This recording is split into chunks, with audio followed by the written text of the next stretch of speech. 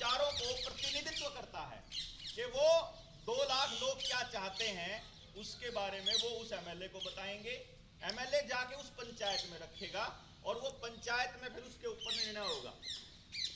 असल में तो कारण होता है ये, क्या आपका जो मेंबर ऑफ लेजिस्लेटिव असेंबली है, एमएलए है, वो आप लोगों से पूछता है कि आपको लिए क्या निर्णय लेना है? नहीं। आपके यहाँ कुछ गड़बड़ हो जाए, कुछ गलत हो जाए, उसको रिपोर्टिंग करने का काम होता है मीडिया का। क्या मीडिया मदद के बारे में चर्चा होती है?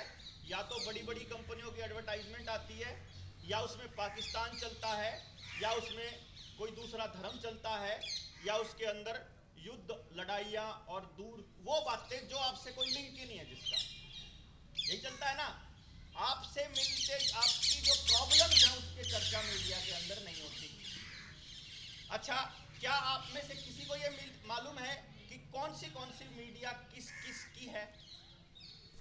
मीडिया का मालिक कौन कौन है? नहीं मालूम है? मैं आपको बता देता हूं।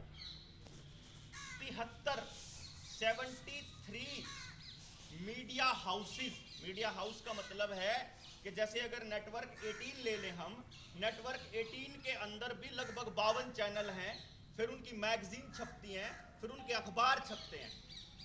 ऐसे ही टाइम्स ऑफ इंडिया का अलग ग्रुप है, ऐसे ही हिंदुस्तान टाइम्स ऑफ इंडिया, ये एक ही ग्रुप के दोनों के दोनों। तो इसी प्रकार से एक मीडिया हाउस के अंडर में बहुत सारे चैनल, जैसे अगर जी नेटवर्क की बात कर लें जिसका मालिक सुभाष चंद्रा है, जी नेटवर्क के अंडर में 32 चैनल हैं रीजनल भाषाओं के, 32 चैनल। तो जो जी न्यूज़ पूरे इंडिया में चलता है, फिर अलग अलग स्टेट का अलग अलग है, जी पंजाब हरियाणा का अलग, पंजाब हिमाचल का, ऐसे करके इस टाइप से अलग अलग चैनल्स हैं। तो एक मीडिया हाउस जी है, और तो उसके नीचे इतने सारे चैनल हैं। तो जो 73 मैंने चैनल्स बोले थे, ये अपने इन 2014 के चुनाव से लगभग 1.5 साल पहले कुछ अंबानी ने और कुछ अडानी ने खरीद लिए थे। ये मालूम है आपको? ये नहीं मालूम है? फिर उसके बाद इन चैनलों के अंदर, इन मीडिया हाउसेस के अंदर फिर कुछ पार्टनरशिप जो है वो बिल गेट्स ने कर ली। मैं बिल गेट्स का नाम इसीलिए जानबूझ के ले रहा हूं कि आने वाले वक्त में मैं इसका, इस बीमारी के साथ लिंक बताऊंगा आपको। फिर ये हो गया काम उसका। अल जजीरा, बीबीसी जैसे पूरे वर्ल्ड के टॉप न्यूज चैनल्स के अंदर बिल गेट्स की इन्वेस्टमेंट है। और अभी अभी उसने, मतलब लगभग साल एक पहले, मैं जब ये बीमारी चली रही थी, मैं उन दिनों देख रहा था, 138 बिलियन अमेरिकन डॉलर खर्च किए थे मीडिया हाउसेस के अंदर इन्वेस्ट करने के लिए और फैक्ट चेकर्स के लिए। फैक्ट चेकर्स यानी जो ये बात बोल रहा हूं, अगर मैंने इसको एडिट करके अगर नहीं लगाया फेसबुक के ऊपर, तो जहां जहां बिल गेट्स का यूज हो रहा होगा मेरे शब्दों में, मेरी वो वीडियो डिलीट हो जाएगी। आज, मतलब आज कितनी तारीख है? 2 तारीख। आज 2 तारीख को सुबह 8 बजे 6 बजे के करीब मेरा चैनल दोबारा खुला है 1 महीने के बैन के बाद। एक दिन खुला था बीच में, मैंने फिर एक वीडियो डाल दी, उसके बाद फिर बैन लग गया मेरे ऊपर। जो मैं ये बात बता रहा हूं, सारे के सारे जितने बच्चे इंटरनेट का इस्तेमाल करते हैं, सारे अपने अपने लेवल पर रिसर्च जरूर करना। मैं जो आखिर में, क्योंकि पूरी बात बताने के लिए मुझे कम से कम 10 घंटे का समय चाहिए। इतने घंटे का समय आप लोगों के पास भी नहीं है, आप सोच के भी नहीं आए थे, और मेरे पास भी नहीं, क्योंकि मुझे अगली मीटिंग में लग जाना है। ठीक है ना? तो हम इसके लिए फिर दोबारा से समझने के लिए पूरी, लेकिन उससे पहले आप बेसिक रिसर्च अपनी करके रखना। तो बिल गेट्स ने चैनल्स खरीद लिए हम जैसे लोगों के ऊपर, कि ये बात जो आदमी अगर सच बताएं लोगों को, इनको ब्लॉक करने के लिए सरकार के साथ टाई अप कर लिया। कुछ दिनों पहले आपने देखा होगा कि सरकार के कुछ लोगों के, सरकार के साथ कुछ चैनल्स की जुत्तम पजाई हुई थी कि यूट्यूब के ऊपर, फेसबुक के ऊपर बैन लगा देंगे, है ना?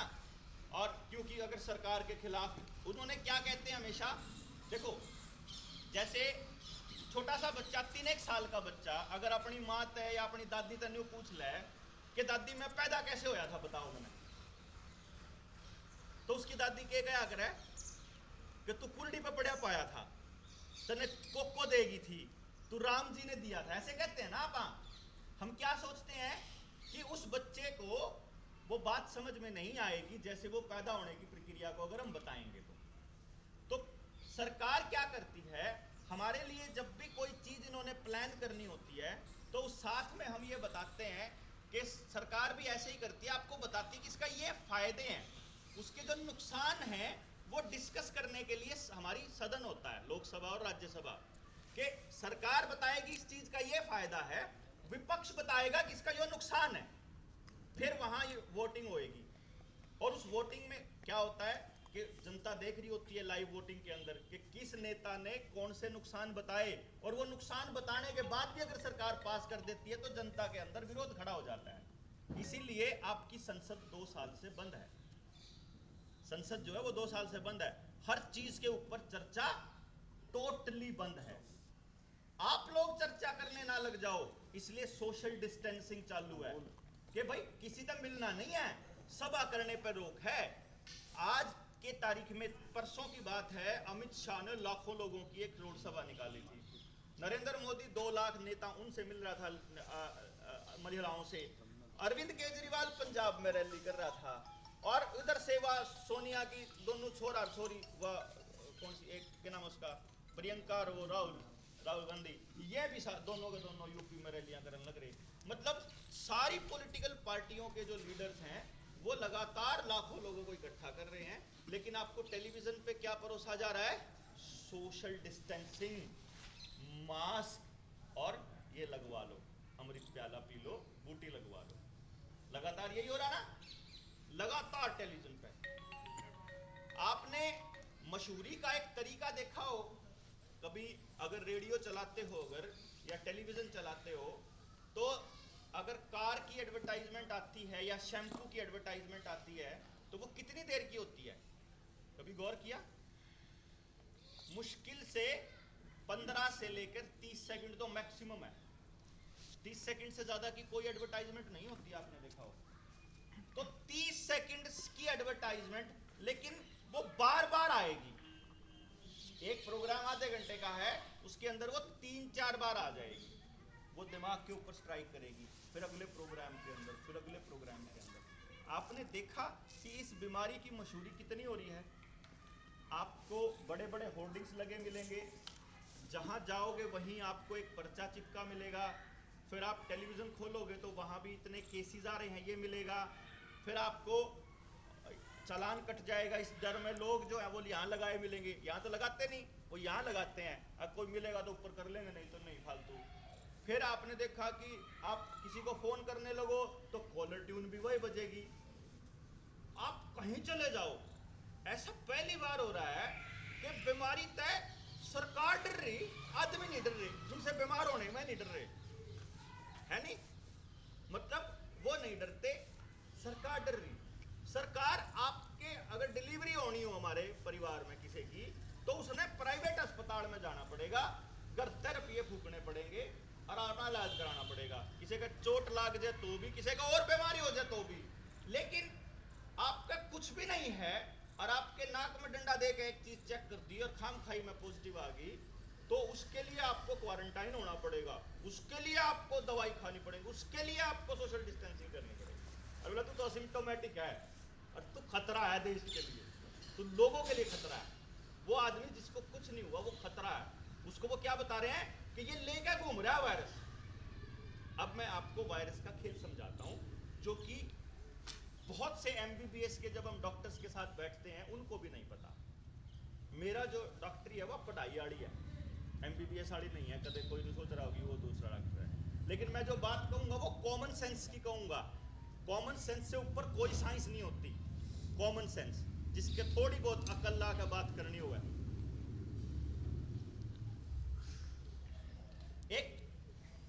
एक विधि होती है कॉक्स पोस्टुलेट।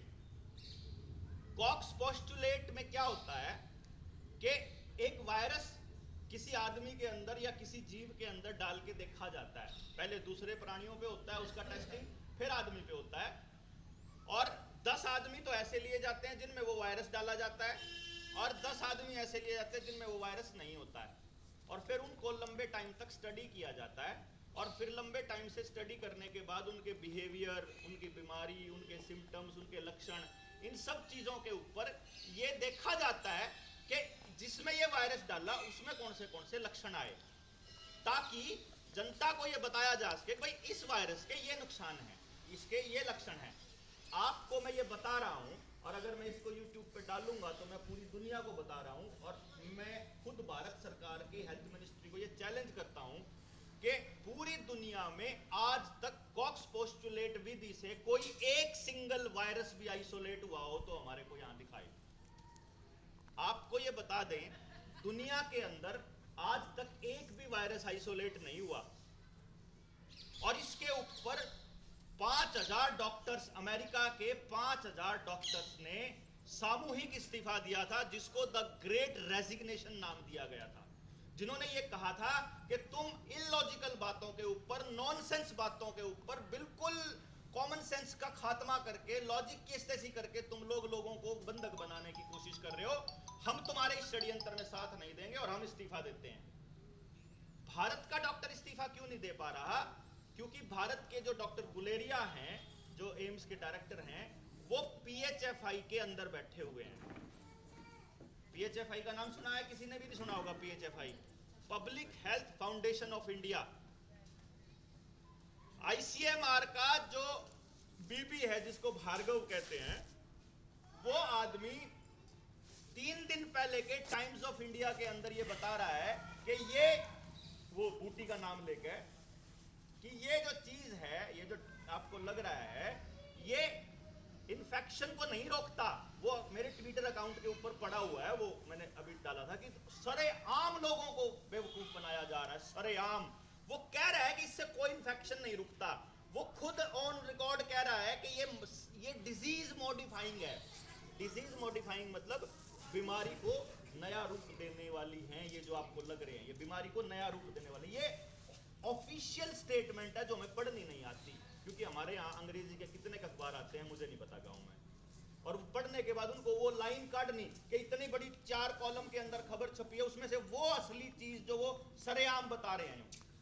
भाई जुकर पापा कह दिया करे ना अपने करके के कहा करें अपन है कि हम तो जो कुछ कर रहे हैं तुम्हारे लिए कर रहे हैं। अपने प्लाट लेवे, अपनी गाड़ी लेवे, अपना सामान लेवे, अनु का थारे खातर कर रहे। हमारे लिए जो करना होता है ना, असल में वो करना होता है हमारे लिए तो इतना करें कि मास्टर तो जाकर नुका बोला जी कितने कूट दियो हमारे लिए तो यू हुआ है। वो मास्टर तक कौन पूछते कि जो तू इन्हें पढ़ाओगा पूरे साल, उसका इसकी जिंदगी में इस्तेमाल क्या होना है, वो ये नहीं पूछेंगे।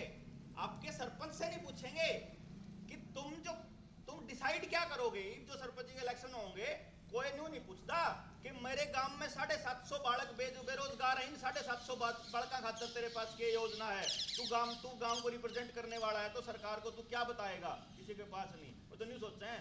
बोला बताऊं किसने बनाओगे सरपंच का है, बोला देखेंगे भाई कौन सा खर्चा ज्यादा करेगा।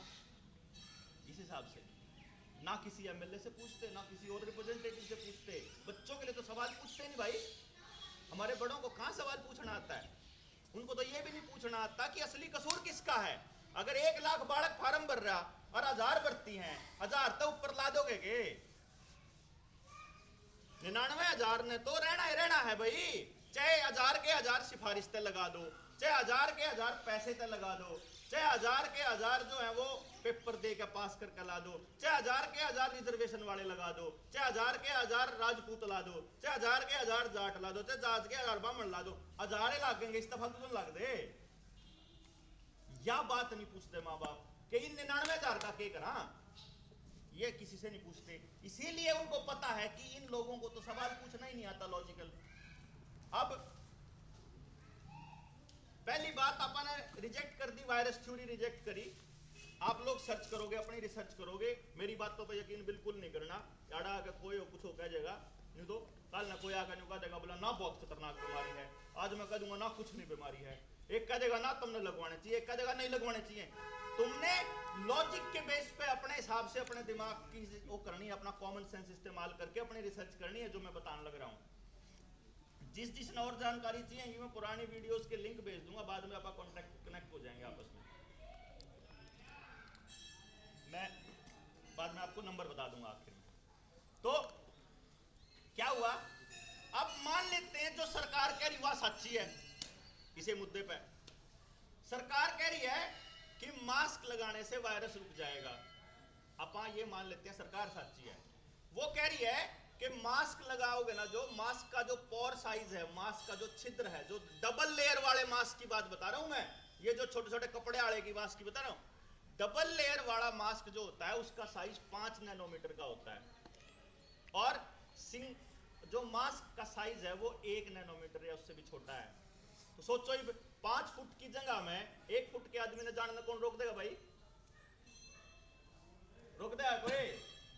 दुनिया की कौन सी ताकत रोक देगी? और फिर भाई साहब ने बताया कि जब जरूरत हो तब प्रिकॉशंस रखने से हमारा रोकथाम हो जाता है। तो जरूरत हमें महसूस होनी चाहिए कि जरूरत टेलीविजन बताओगा, बताइए भाई, हमें महसूस होनी चाहिए ना। तकलीफ मेरा होगी ना, मेरे छाती में दर्द है तो मैं बताऊंगा ना मेरे छाती में दर्द है, समझे नहीं? सरकार कहोगी कि ना तू बीमार है, अगर मेरे तो कुछ भी नहीं हो रहा ना, तेरा सिम्टोमेटिक है, अगर मेरे तो फीलिंग भी नहीं आ रही ना, तू कैरी कर रहा है, तू वायरस को लेके घूम रहा है और काम खाई बैठा रखा है, उसको अंदर दहशत है। कई लोगों ने, कई बच्चों ने जिन्होंने सुसाइड कर लिया इससे मतलब डर के, उसका कसूरवार किसका होगा? जिन्हें दवाई नहीं मिली ठीक टाइम पे, या जिन तक गलत इलाज करा, या जिनको ऑक्सीजन बंद करके मारे गणे लोग तो ऑक्सीजन ज्यादा करके मारे। आपको ये पता है कि प्योर ऑक्सीजन हमारे शरीर के लिए जहरीली होती है, ये तो पता होगा ना। प्योर ऑक्सीजन जहरीली होती है, इन्होंने ऑक्सीजन सैचुरेशन बढ़ा के मारे लोग। टारगेट्स थे अस्पतालों को मिले हुए। ऐसा पहली बार हुआ दुनिया के इतिहास में, पहली बार, भारत के इतिहास में नहीं, पूरी दुनिया के इतिहास में पहली बार हुआ कि लोग अस्पताल में जाने से डरते थे। हुआ था, लोग ने कहा करते अस्पताल में न जाइए, सरकारी अस्पताल में नहीं जाना और बड़ी कंपनी के अस्पताल में नहीं जाना। लोकल जो अपने गांव में बैठे थे, इन तो जिन्हें दवाई ली उनको कुछ नहीं हुआ। एक अपने मित्र टिटोली से आने वाले थे, है कोई, तो कह रहे थे हम आऊंगे जुड़ा, रोहतक के पास गांव टिटोली है, हैं? साइलेंट कर लो ना यार फोन ने, बीच में टूटता है, फ्लो टूटता है। टिटोली के पास जब हम रोहतक थे उन दिनों में किसान आंदोलन चल रहा था, तो लोहे की चीजा का या मेटल की चीजा का, एल्यूमिनियम की चीजा का हाथ हलाओ था ना, करंट लग गया करता। किसी और का भी फील होया? 1 2 लगा। और जिसको फील हुआ, मैं गारंटी के साथ कह सकता हूं कि मौत भी उन्हें के पड़ोस में हुई होंगी। और जिसको फील हो रहा था उनके आसपास 100 से 200 मीटर के दायरे में एक मोबाइल का टावर मिलेगा पक्का है, मतलब सवाल ही पैदा नहीं होता। जहां लगा करता वहां पावेगा, जहां करंट लगा करता। गांव में बहुत कम लगे हैं, ये गांव में करंट लगने की फील किया। मतलब आसपास अगर और लोगों को भी हो रहा है तो कंफर्म वहां मतलब उसकी रेडिएशन हैं 5G की। आपको ये पता नहीं था कि जिस टाइम पे ये लोग दूसरी लहर बता रहे थे, उस टाइम 5G की टेस्टिंग रोल आउट हो रही थी छोटे स्केल पे, और जहां जहां 5G के टावर थे वहां वहां ये वाली प्रॉब्लम हो रही थी, ब्रेथ लूजिंग की, सांस चढ़ने की, सांस की कमी की, ऑक्सीजन की कमी की, और फेफड़े खराब होने वाली, ये सिर्फ वहां हो रही थी। अब आप लोगों को ये मालूम है कि 5G कितना खतरनाक है? पता है किसी को? पता है?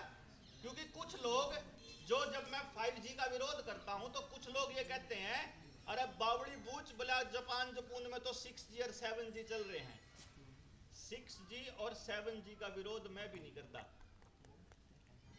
6G का विरोध मैं भी नहीं करता, 7G का विरोध भी नहीं करता।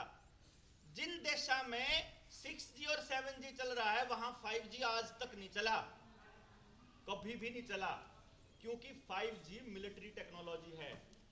5G की रेडिएशंस मिलीमीटर में चलती है, मिलीमीटर वेवलेंथ अकेली है जिसकी मिलीमीटर वेवलेंथ होती है। इतनी खतरनाक है 5G की रेडिएशंस कि अगर 0.4 से ज्यादा हो जाए तो आदमी 3 घंटे से ज्यादा नहीं निकाल सकता। और यही कारण रहे, आपको देखा, या तो आदमी मरे थे उस इलाज से जो ICMR ने बता रखा था, ऑन रिकॉर्ड बोल रहा हूं ICMR को चैलेंज करके कि मैं दवाई आज दे दो, यो ठीक ठाक बालक, सब ठाडा बालक जो सा होना उससे दे दो, अजय 4 घंटे का फालतू आदमी काट दे दो।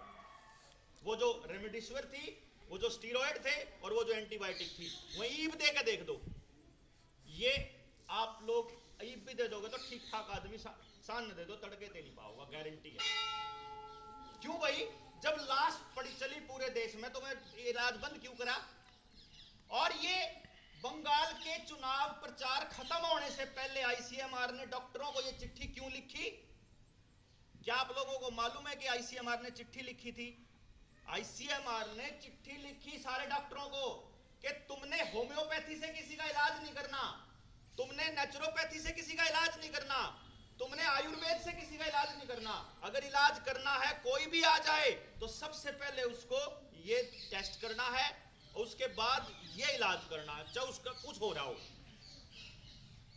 ये चिट्ठी बकायदा ऑन रिकॉर्ड भेजी थी, मतलब हमारी बनाई हुई बात नहीं कह रहा हूं मैं, समझ रहे हो मेरी बात को? ये मैं अपनी बनाई हुई बात नहीं कह रहा हूं, सरकार ने वह चिट्ठी भेजी।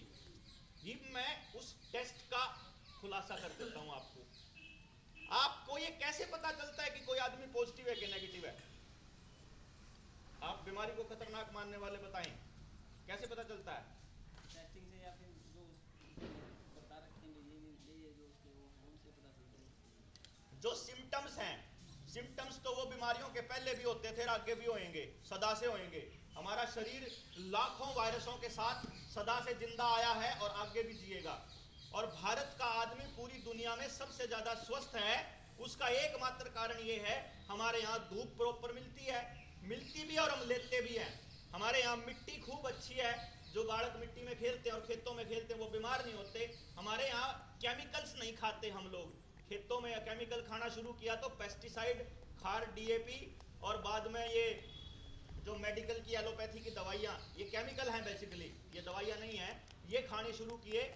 जिस दिन से हरित क्रांति आई थी, जिस भी प्रदेश में हरित क्रांति सबसे ज़्यादा है, हमारे पड़ोसी प्रदेश में पंजाब में, वहाँ कैंसर की ट्रेन चलती है बकायदा। उसी प्रदेश के अंदर कैंसर है, जिस प्रदेश में हरित क्रांति है, जिस प्रदेश में ज़्यादा डीएपी है, जिसमें ज़्यादा पेस्टिसाइड है, उसी के अंदर कैंसर है, उसी के अंदर दवाइयों की ज़्यादा खपत है। सिक्किम के अंदर चले जाओ, सिक्किम 100% ऑर्गेनिक प्रदेश है, वहां कोई पेस्टिसाइड इस्तेमाल नहीं होता, पुराने बीज इस्तेमाल होते हैं, ये जो बाजार वाले बीज इस्तेमाल नहीं होते। वहां बीमारी जीरो के बराबर है, वहां दवाइयों की खपत जीरो है। जहां आप ये जीएमओज बेच रहे हैं, वहीं पर सबसे ज्यादा दवाइयां, वहीं सबसे ज्यादा बीमारियां, वहीं सबसे ज्यादा टोटा हो रहा है शरीरों में। तो टेस्ट से पता लगता है, तो ये वायरस से हो गया, सिम्टम्स से, और सिम्टम्स का जवाब मिल गया। दूसरा जवाब था भाई का, टेस्ट से पता लगता है। टेस्ट का नाम है आरटीपीसीआर, जिसको पीसीआर बोलते हैं, पॉलीमर चेन रिएक्शन वाली जो टेस्ट है, इससे पता चलता है। इसको बनाने वाले जो डॉक्टर मॉलिस हैं, उन्होंने ये कहा था कि तुम लोग इसका इस्तेमाल किसी क्लिनिकल डायग्नोज के लिए नहीं कर सकते। मेरा जो टेस्ट है ये लेबोरेटरी टेस्ट के लिए है, ना कि किसी बीमारी का पता लगाने के लिए। और ये कैसे पता चला डॉक्टर मॉलिस को? RTPCR kit. अच्छा, बीमारी कब आई? 2019 में, इसीलिए इसके नाम के आगे 19 लगाया जाता है ना? क्या आपको ये मालूम है कि ये टेस्ट किट कब बनी थी? पता है किसी को? 2015 में। और भारत सरकार ने ये टेस्ट किट कब खरीदी थी? 2017 में। आप सोचो, 2015 में टेस्ट किट बनी, उस साइंटिस्ट ने, डॉक्टर मॉलिस ने, जिसको ये मिला था, नोबेल प्राइज भी मिला था इसकी खोज के लिए, उसने ये कहा कि इसका इस्तेमाल क्लिनिकल डायग्नोज के लिए नहीं करना है। जिस दिन उसने ये डायलॉग बोला कि तुम ये गलत कर रहे हो इसका इस्तेमाल करने के लिए, 2019 के अगस्त 2019 में उसकी मौत हो गई, मतलब उसको मार दिया गया था। ये मैं आपको इसलिए बता रहा हूं ताकि आपको पता रहे कि जिस आदमी ने इसके बारे में जानकारी देता चला गया, वो आदमी मार दिया गया। तो पहले टेस्ट वाला, अब जो इस बूटी के अंदर क्या क्या है इसको बताने वाला जो डॉक्टर पैब्लो, जिसकी वीडियो मैंने डाली थी, जर्मनी के जो ग्राफीन ऑक्साइड के स्पेशलिस्ट थे, उनको जब उन्होंने लाइव वीडियो बनाई, इसके ऊपर लाइव स्ट्रीमिंग से बीच में उठा के पुलिस ले गई थी उनको घर से, और उसके बाद 20 दिन के बाद वो मार दिए गए और कह दिया गया अननेचुरल डेथ हो गई डॉक्टर पैब्लो की, जिन्होंने ये बताया कि इसके अंदर ग्राफीन ऑक्साइड है। उस पर अब बाद में आएंगे। पहले ये बता देता हूं कि यो इस टेस्ट को बनाने वाले डॉक्टर ने ऐसा बोल दिया, आपको ये मालूम भी नहीं है। और अगर मैं आपका जैसे शेयर कर लेगा सुनील आप लोगों के साथ में, कि जो 2017 में भारत सरकार ने वो टेस्ट किट खरीदी थी चाइना से, उनके ऊपर जो अगर आप कोई सामान खरीदा करा तो सामान के आगे लिखा है ना भाई जूते इतने इस रेट के, चप्पल इस रेट की, जैकेट इतने रुपए की आई, तो वो सामान जो आगे लिख रहा है उसका नाम बेरा क्या लिख रहा है, कोविड-19 टेस्ट किट 2017 में खरीद रखी है, ये लिख के खरीद रखी है और वर्ल्ड बैंक की ऑफिशियल वेबसाइट के ऊपर अवेलेबल है। मैं अपने घर से बना के नहीं कह रहा हूं, यह बात जो बातें ऑफिशियली हैं वो बता रहा हूं और उसके दस्तावेज अवेलेबल हैं, सारे भेजेंगे आप। मैं जो बातें बता रहा हूं हर चीज से रिलेटेड एक एक प्रूफ आपके पास डॉक्यूमेंट की फॉर्म में आएगा, ठीक है ना। एक भी बात ऐसी नहीं होगी, यही खड़े होकर के इन सारे लोगों का नंबर लेके अगर एक भी कागज में ना दे पाऊं तो उसको फ्रॉड साबित कर सकते हो मेरे को। ये टेस्ट किट खरीदी गई थी कब, 2017 में, और उसके बाद 2019 अगस्त में डॉक्टर मोलिस को मार दिया गया, ठीक है जी। तो टेस्ट किट फ्रॉड होगी। आप ये टेस्ट से आपको पॉजिटिव नेगेटिव का पता चलता है क्या? अगर आपकी जानकारी में एक भी लैब टेक्नीशियन हो, यहां बैठा है कोई लैब टेक्नीशियन या जिसका अस्पतालों में वास्ता पड़ता हो, आंगनबाड़ी वर्कर हो जिसकी माँ चाची ताई कोई आशा वर्कर या है आंगनबाड़ी वर्कर, उनके ऊपर टेस्ट करने का प्रेशर आया था अभी थोड़े दिन पहले, आया था, टेस्ट करवाओ टेस्ट करवाओ, टारगेट मिलते हैं बकायदा टेस्ट करवाने के। भाई साहब बीमारी हो चाहे ना हो टेस्ट करवाओ। अब ये टेस्ट वाला केयर हो रहा समझने वाली बात है। आज से पहले प्राइवेट लैब का अथॉरिटी कौन थी भाई साहब? लेकिन वो बेचे तो भी ना, प्राइवेट लैब वाला जो आदमी था उनको बकायदा ये कहा गया था कि आप अपने पास आने वाले लोगों को ये सजेस्ट करो कि वो टेस्ट करवाएं। मैं ये कह रहा हूं, ये तो कहा गया था ना। हाँ लेकिन अथॉरिटी नहीं उनके पास। अरे टेस्ट करने की बात नहीं कही थी, वो मैं इसलिए कह रहा था जिसके पास लैब होगी वो बता देगा कि उनके पास भी आई थी कि तुम टेस्ट करवाओ, बंदे भेजो। हाँ सरकारी में जाओ। सरकारी में जाओ, ये बता रहा हूं मैं। तो मैं के बात कहूं तबला देख न्यू मिस हो जाए। कौन सी बात कही थी आखिर में? टेस्ट वाला तो लिया था, आंगनबाड़ी वर्कर वाला भी हो लिया था। मैं एक बात कहूं था, जो बात मैं बताने लगा था बीच में रोक दिया, क्योंकि वो तब तो वह कनेक्ट हो रही थी एकदम से ना। डॉक्टर पैब्लो तो लिया था इसी चीज का है, प्राइवेट लैब वालों को बोला जाता है सरकारी में जाने के लिए। उसके साथ जुड़ी हुई एक बात थी बेसिकली, इसको रोक दे फिर दोबारा चालू करा। चलो अभी ऐसे ठीक है, अभी थोड़ी कम कर दो आवाज, अब मेरे को भी जोर कम लगा। तो जी अभी हम बात कर रहे थे कि हाँ अब आ गया, मेरे को क्लियर हो गया अब आगे ध्यान आ गया। वो ये टेस्ट के ऊपर बात चल रही थी और टेस्ट की सच्चाई बता रहा था मैं आपको कि महामारी की डेफिनेशन क्या होती है। महामारी की परिभाषा हुआ करती थी 2009 से पहले कि अगर इस धरती की इतने प्रतिशत जनसंख्या मरने लग जाए, मतलब अगर 3% से 5% जनसंख्या अगर मर जाए किसी बीमारी से तो उसे महामारी कहा जाएगा। और उसके फैलने का रेट ये हो जिसे हम R0 कहते हैं। समझ रहे हैं क्या क्या? R0 फैलने की दर और उससे मरने वालों की संख्या, इसके ऊपर निर्धारित होती है कोई भी बीमारी जिसको महामारी साबित किया जाए या उसको घोषित किया जाए। आपको शायद ये पता नहीं, अगर नहीं पता तो जाके WHO की वेबसाइट पे ढूंढिए कि किसी भी बीमारी को महामारी साबित करने की पिछली डेफिनेशन कब चेंज हुई थी। 2007 में और 2009 में 2 बार ये डेफिनेशंस चेंज हुई दुनिया के अंदर, WHO ने बदली। उसने कहा केवल फैलने की दर इस प्रतिशत से ज्यादा होगी, रोज के इतने केस आएंगे तो ही महामारी साबित कर दी जाएगी, तो ही महामारी घोषित कर दी जाएगी। समझे?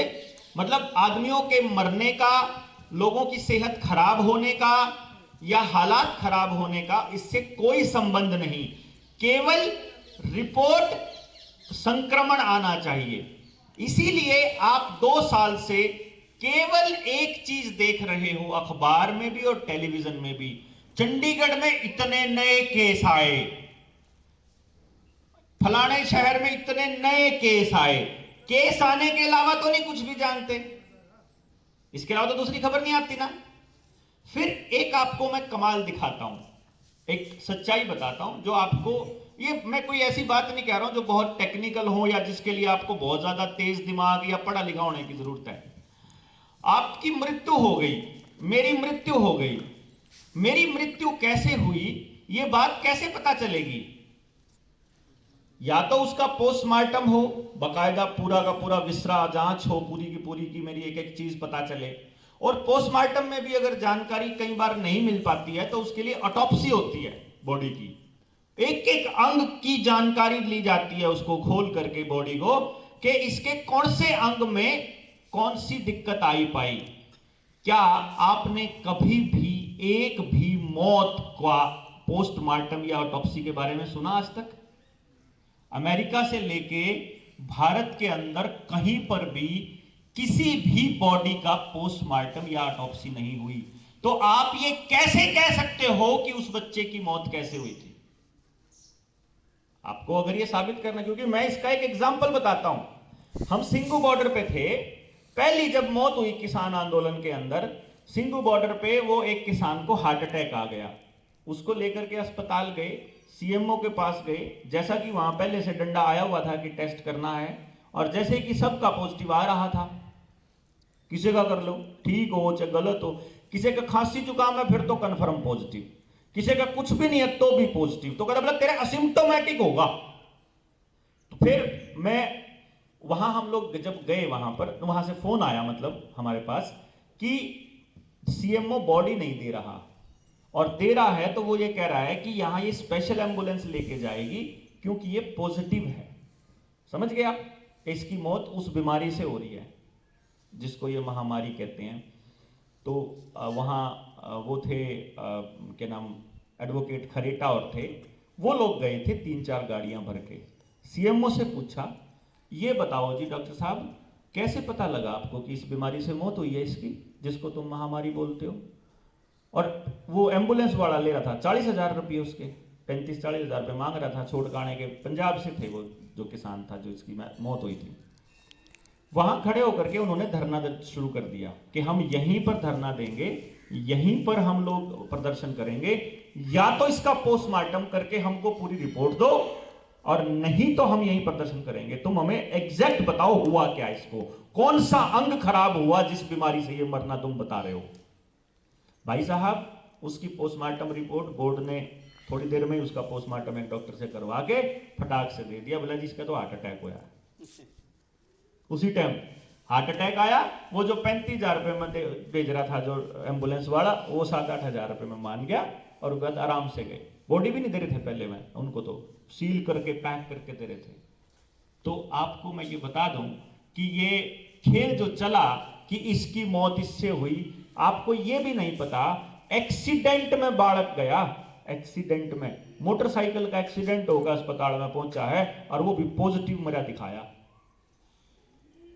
2019 में बीमारी आई थी, 2018 के बाद बीमारियों से मरने वालों की संख्याओं का आंकड़ा कांटा मार दिया सरकार ने। जैसे 2016 के बाद बेरोजगारी का आंकड़ा देना बंद कर दिया। आपको तो यह भी नहीं पता होगा 2016 के बाद बेरोजगारी का आंकड़ा नहीं आता। 2016 में आखिरी बार बेरोजगारी का आंकड़ा आया था अपने देश के बच्चों के लिए, उसके बाद वह संस्थाएं बंद कर दी जो सी वह आंकड़ा दिया कर दी।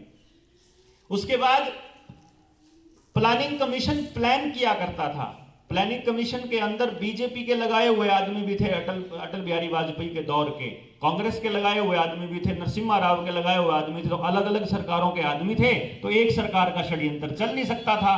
तो साहब ने आते ही सबसे पहले 2015 में प्लानिंग कमीशन को कांटा मार के नीति आयोग बनाया।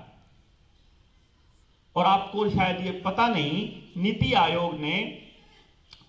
आयोग के अंदर सन 2016 में बिल गेट्स आया था अपना भाषण देने के लिए एग्रीकल्चर के ऊपर। बिल गेट्स क्यों ले रहा हूं मैं इसका नाम, पता है आपको? बार बार, क्योंकि इनका सबका कनेक्शन बाद में मिलेगा आपको। बिल गेट्स दुनिया का सबसे बड़ा किसान है और आज तक कदे खेत में नहीं गया। कितनी जमीन है पता है उसके पास? अंदाजा है कुछ? 3.25 लाख एकड़ एकले पे। आसपास के सारे जमींदारों की जमीन खरीद गया। माइक्रोसॉफ्ट का मालिक वो है। माइक्रोसॉफ्ट के पास क्या है? हमारा डेटा। कौन सा डेटा?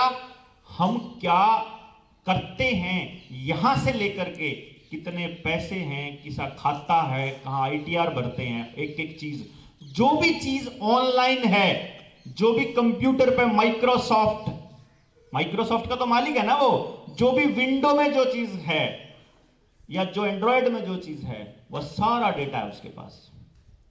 आज आप अपने फोन के अंदर, अपने फोन के आसपास कुछ बोल दो, जूते ही बोल दो, मैंने जूते लेने, या सर्च कर दो शूज, लेदर शूज, अगले ही मिनट आपको फेसबुक के ऊपर, इंस्टाग्राम के ऊपर जूतों की ऐड दिखनी स्टार्ट हो जाती है, अगली मिनट में। ये कैसे होता है? आपकी एक एक क्लिक का ख्याल कर रहे हैं वो, कि आपका जो छोटा बच्चा है, जो 8 साल का बच्चा आपका मोबाइल लेके बैठा है घर में, वो क्या देख रहा है उसको मालूम है, और उसने उसके क्या परोसना है ये भी मालूम है। आप फेसबुक चलाने वाले बच्चे आप देखोगे कि अगर ज्ञान की कहीं बात हो रही है, एजुकेशन की कहीं बात हो रही है, जीवन से रिलेटेड कोई बात हो रही है, उसको आपको रेकमेंड नहीं करेंगे। लेकिन जहां हिंसा की बात मिलेगी, गाली गलौज देते मिलेंगे, जहां नशेड़ी होंगे, जहां अश्लील सामग्री होगी, वहां मिलियंस में लोग देख रहे होते हैं उसको। ये कैसे होता है? क्योंकि आप जब मोबाइल पर, जैसे ये बच्चे छोटे 10वीं क्लास के बच्चे हैं, ये अपना सिलेबस देखते हैं 10वीं क्लास का, तो जब ये अपने मोबाइल में सिलेबस खोलते हैं ना,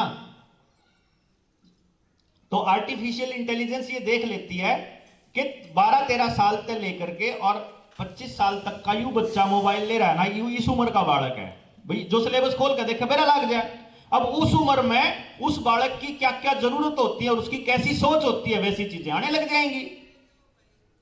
मैं गारंटी के साथ कहता हूं कि तुम लोग जब ऑनलाइन क्लासेस लगाओगे तो अश्लील सामग्री जानबूझ के आएगी तुम्हारे सामने, ऐसी वीडियोस जान के आएंगी तुम्हारे सामने, और फिर बच्चा क्यूरियोसिटी में एक कोण में जाकर देखेगा, उसने घर के अंदर थोड़ी बता होगा, उस घर वालों को थोड़ी बता रहा है, घर वाले तो सोच रहे क्लास लगा रहा है अपनी क्लास, तो वो जानबूझ के उसको परोसी जा रही है बेसिकली। क्या सरकार को ये पता नहीं है? जब मेरी वीडियो के ऊपर इन लोगों ने आदमी बिठा रखे हैं, तो जो इन बच्चों की जिंदगियां बर्बाद हो रही हैं, इसके ऊपर नहीं बिठा सकते वो। लेकिन नहीं, इनको तो इलाज बांधना है ना, इनका तो पक्का इलाज बांधना है इनका तो। छोटे बच्चों को भी ये दे दिया नशा, इनको भी दे दिया ये वाला नशा, थोड़े बड़े ये वाले हैं, इनके लिए अमित शाह जो है वो अडानी के साथ मिलकर हीरोइन का धंधा कर ही रहा है। अभी 3000 किलो एक बार पकड़ी गई है, वहां उस पर कौन सी मुद्रा पोर्ट पे 27,000 किलो उससे पहले लेके आए थे, और उससे पहले का पता ही नहीं कितनी आली होगी। भाई गांव में जितनी स्मैक आज बिक्री है, उतनी 10 साल पहले बिक्री थी क्या? हाँ ताऊ आप बता दो। मैं आपने तो बताना नहीं ना, लेकिन गांव में जितने बालक ईब नशेड़ी हैं उतने थे के पहले भी, ईब ज्यादा हो रहे हैं। और ये बात आपके गांव की नहीं कह रहा हूं मैं तिगड़ाना की बात नहीं कर रहा हूं, हर गांव का यही हाल है। तो क्या सरकार को नहीं पता है कौन कौन चोर हैं? बकायदा थाने में रजिस्टर्ड होता है भाई साहब, तो पुलिस वालों को पहले से पता होता है कि चोरी कहां होने वाली है, कहां कहां तस्करी होने वाली है, पुलिस वालों को पहले पता होता है। जहां 100 किलो ड्रग्स जानी होती है ना, वहां कवरिंग फायर के लिए एक 20 ग्राम हीरोइन पकड़ के नेहरू को जेल में करवा देते हैं। भाई जो कर मैंने 100 किलो हीरोइन लेके जानी है अपनी गाड़ी में, तो मैं 100 किलो हीरोइन गाड़ी में रखूंगा, मैं मोर साहब को बोलूंगा, मोर साहब आप आगे आगे गाड़ी में चलो या 50 ग्राम पकड़ो और आपने पुलिस वाला गेलू लुझना है, आपने भाजना है। वो फोन कर जाओगा बकायदा, फिर इनको बोला जाएगा भाई विकास तू फोन कर दे पुलिस में 100 नंबर पे। विकास 100 नंबर पे फोन करेगा कि मोर आन लाग रहा है या गाड़ी है और हीरोइन ले रहा है और उड़े दरी है, वो इनकी गाड़ी ने रुकवाओगे, यू भाजेगा और फिर वो पाछा पाछा उसके भाजेंगे और वो फिर वो बैरियर जो है खाली हो जाओगे और मैं जो आराम से 100 किलो ड्रग्स लेके फिर उस खाली बैरियर में से गुजरूंगा और मीडिया वाले आके फिर मोर साहब के लत्ते तारेंगे। लोगों को लगेगा ओ तेरे की 50 ग्राम हीरोइन पकड़ी गई, 1 किलो हीरोइन पकड़ी गई, नहीं मेरा 100 किलो जाल ही बोले भाई, अरे बड़का करते। इसको बोलते हैं कवरिंग फायर। कुछ लोगों को पता चला मेरे पास, अभी मैं आपके पास फोन है, अभी मेरे पास किसी लेडी का मैसेज आया और मैं लेटेस्ट मैसेज है इसीलिए आपको मैं ये पढ़वाना चाहूंगा, क्योंकि आपने जो ये वर्ड है ये नहीं यूज करना है, जो जिसको हम ये बोलते हैं, मतलब बूटी बोल रहा हूं मैं जिसको, आप उसकी जगह बूटी बोल सकते हैं। इसके अंदर लिखा हुआ है ये वर्ड, आप इसको पढ़ना जरा एक बार सभी के लिए, ये वाला पढ़ो। बोलो बस। सर मेरी पहचान है कि एक महिला ने बताया कि जब से उसके पति ने दोनों डोज लिए वो नपुंसक हो गए हैं और वो 8 महीने से उनकी यही आदत है। मैं उसे वीडियो रिकॉर्डिंग के लिए राजी करने की कोशिश कर रही हूँ, हम लोग शर्म के मारे बता भी नहीं, आप कह रहे इनको। मैं कह रहा हूँ ये बहुत बुरा हाल है समाज के अंदर, लोग शर्म के मारे बता भी नहीं रहे हैं। मेरे ये तो लेटेस्ट है इसलिए बता रहा हूँ, रेगुलर मैसेज आते हैं मेरे पास इस तरह के बच्चों के कि जी यो हाल हो रहा है। हम इस चीज को बहुत पहले से बता रहे हैं, ये तो डॉक्टर के अग्रवाल ने भी बताया था। डॉक्टर के अग्रवाल ने जब शुरू में बताया, क्योंकि वो हार्ट स्पेशलिस्ट थे, उन्होंने कहा कि ले लो कोई दिक्कत नहीं है, पहली डोज भी सुरक्षित है, दूसरी भी डोज सुरक्षित है। फिर उसके बाद उन्होंने कहा नहीं क्लॉटिंग हो रही है, कुछ लोगों को हो रही है क्लॉटिंग। अब सोचो अगर दिल में क्लॉटिंग हो गई तो हार्ट अटैक, अगर दिमाग में हो गई तो ब्रेन हैमरेज, हाथ पैरों में हो गई तो ये पैरालिसिस हो जाएगा, अगर आपके प्रजनन अंगों में हो गई तो मतलब वहां पे नपुंसकता आ जाएगी, आपके शरीर के जिस हिस्से में हो गई वही शरीर का हिस्सा काम करना बंद कर देगा। ये सिंपल है। और ये जिसने भी भारत बायोटेक की बजाय वो दूसरी सीरम वाली ली है, सीरम इंस्टीट्यूट वाली, जिसका आदर पूनावाला और बिल गेट्स पार्टनर हैं, आपको पता है बिल गेट्स पार्टनर है आदर पूनावाले में, सीरम इंस्टीट्यूट में बिल गेट्स पार्टनर है पुराना, और जिसने वो ली है 22% को क्लॉटिंग का आंकड़ा है। ये तो ऑफिशियल रिसर्च है जो पेपर में पब्लिश हुई है 22% की, तो आंकड़ा इससे ज्यादा है। AEFI होता है जो एडवर्स इवेंट होते हैं उनकी रजिस्ट्रेशन, वो रजिस्ट्रेशन क्या होता है कि अगर मान लो मेरे को पहली डोज लगने के बाद सिर में दर्द हुआ, या किसी को आंखों से थोड़ा धुंधलापन आया, या किसी को बॉडी में पेन होना शुरू हो गया, या किसी को बुखार हो गया, तो क्या होता है जहां पे आपने पहली डोज या दूसरी डोज ली है वहां पे एक बकायदा रजिस्टर होता है, आप जाओगे, आप उस रजिस्टर में एंट्री करोगे कि ये लेने के इतने मिनट के बाद मुझे ये सिम्टम्स दिखने शुरू हुए और आप इसको एंट्री करो।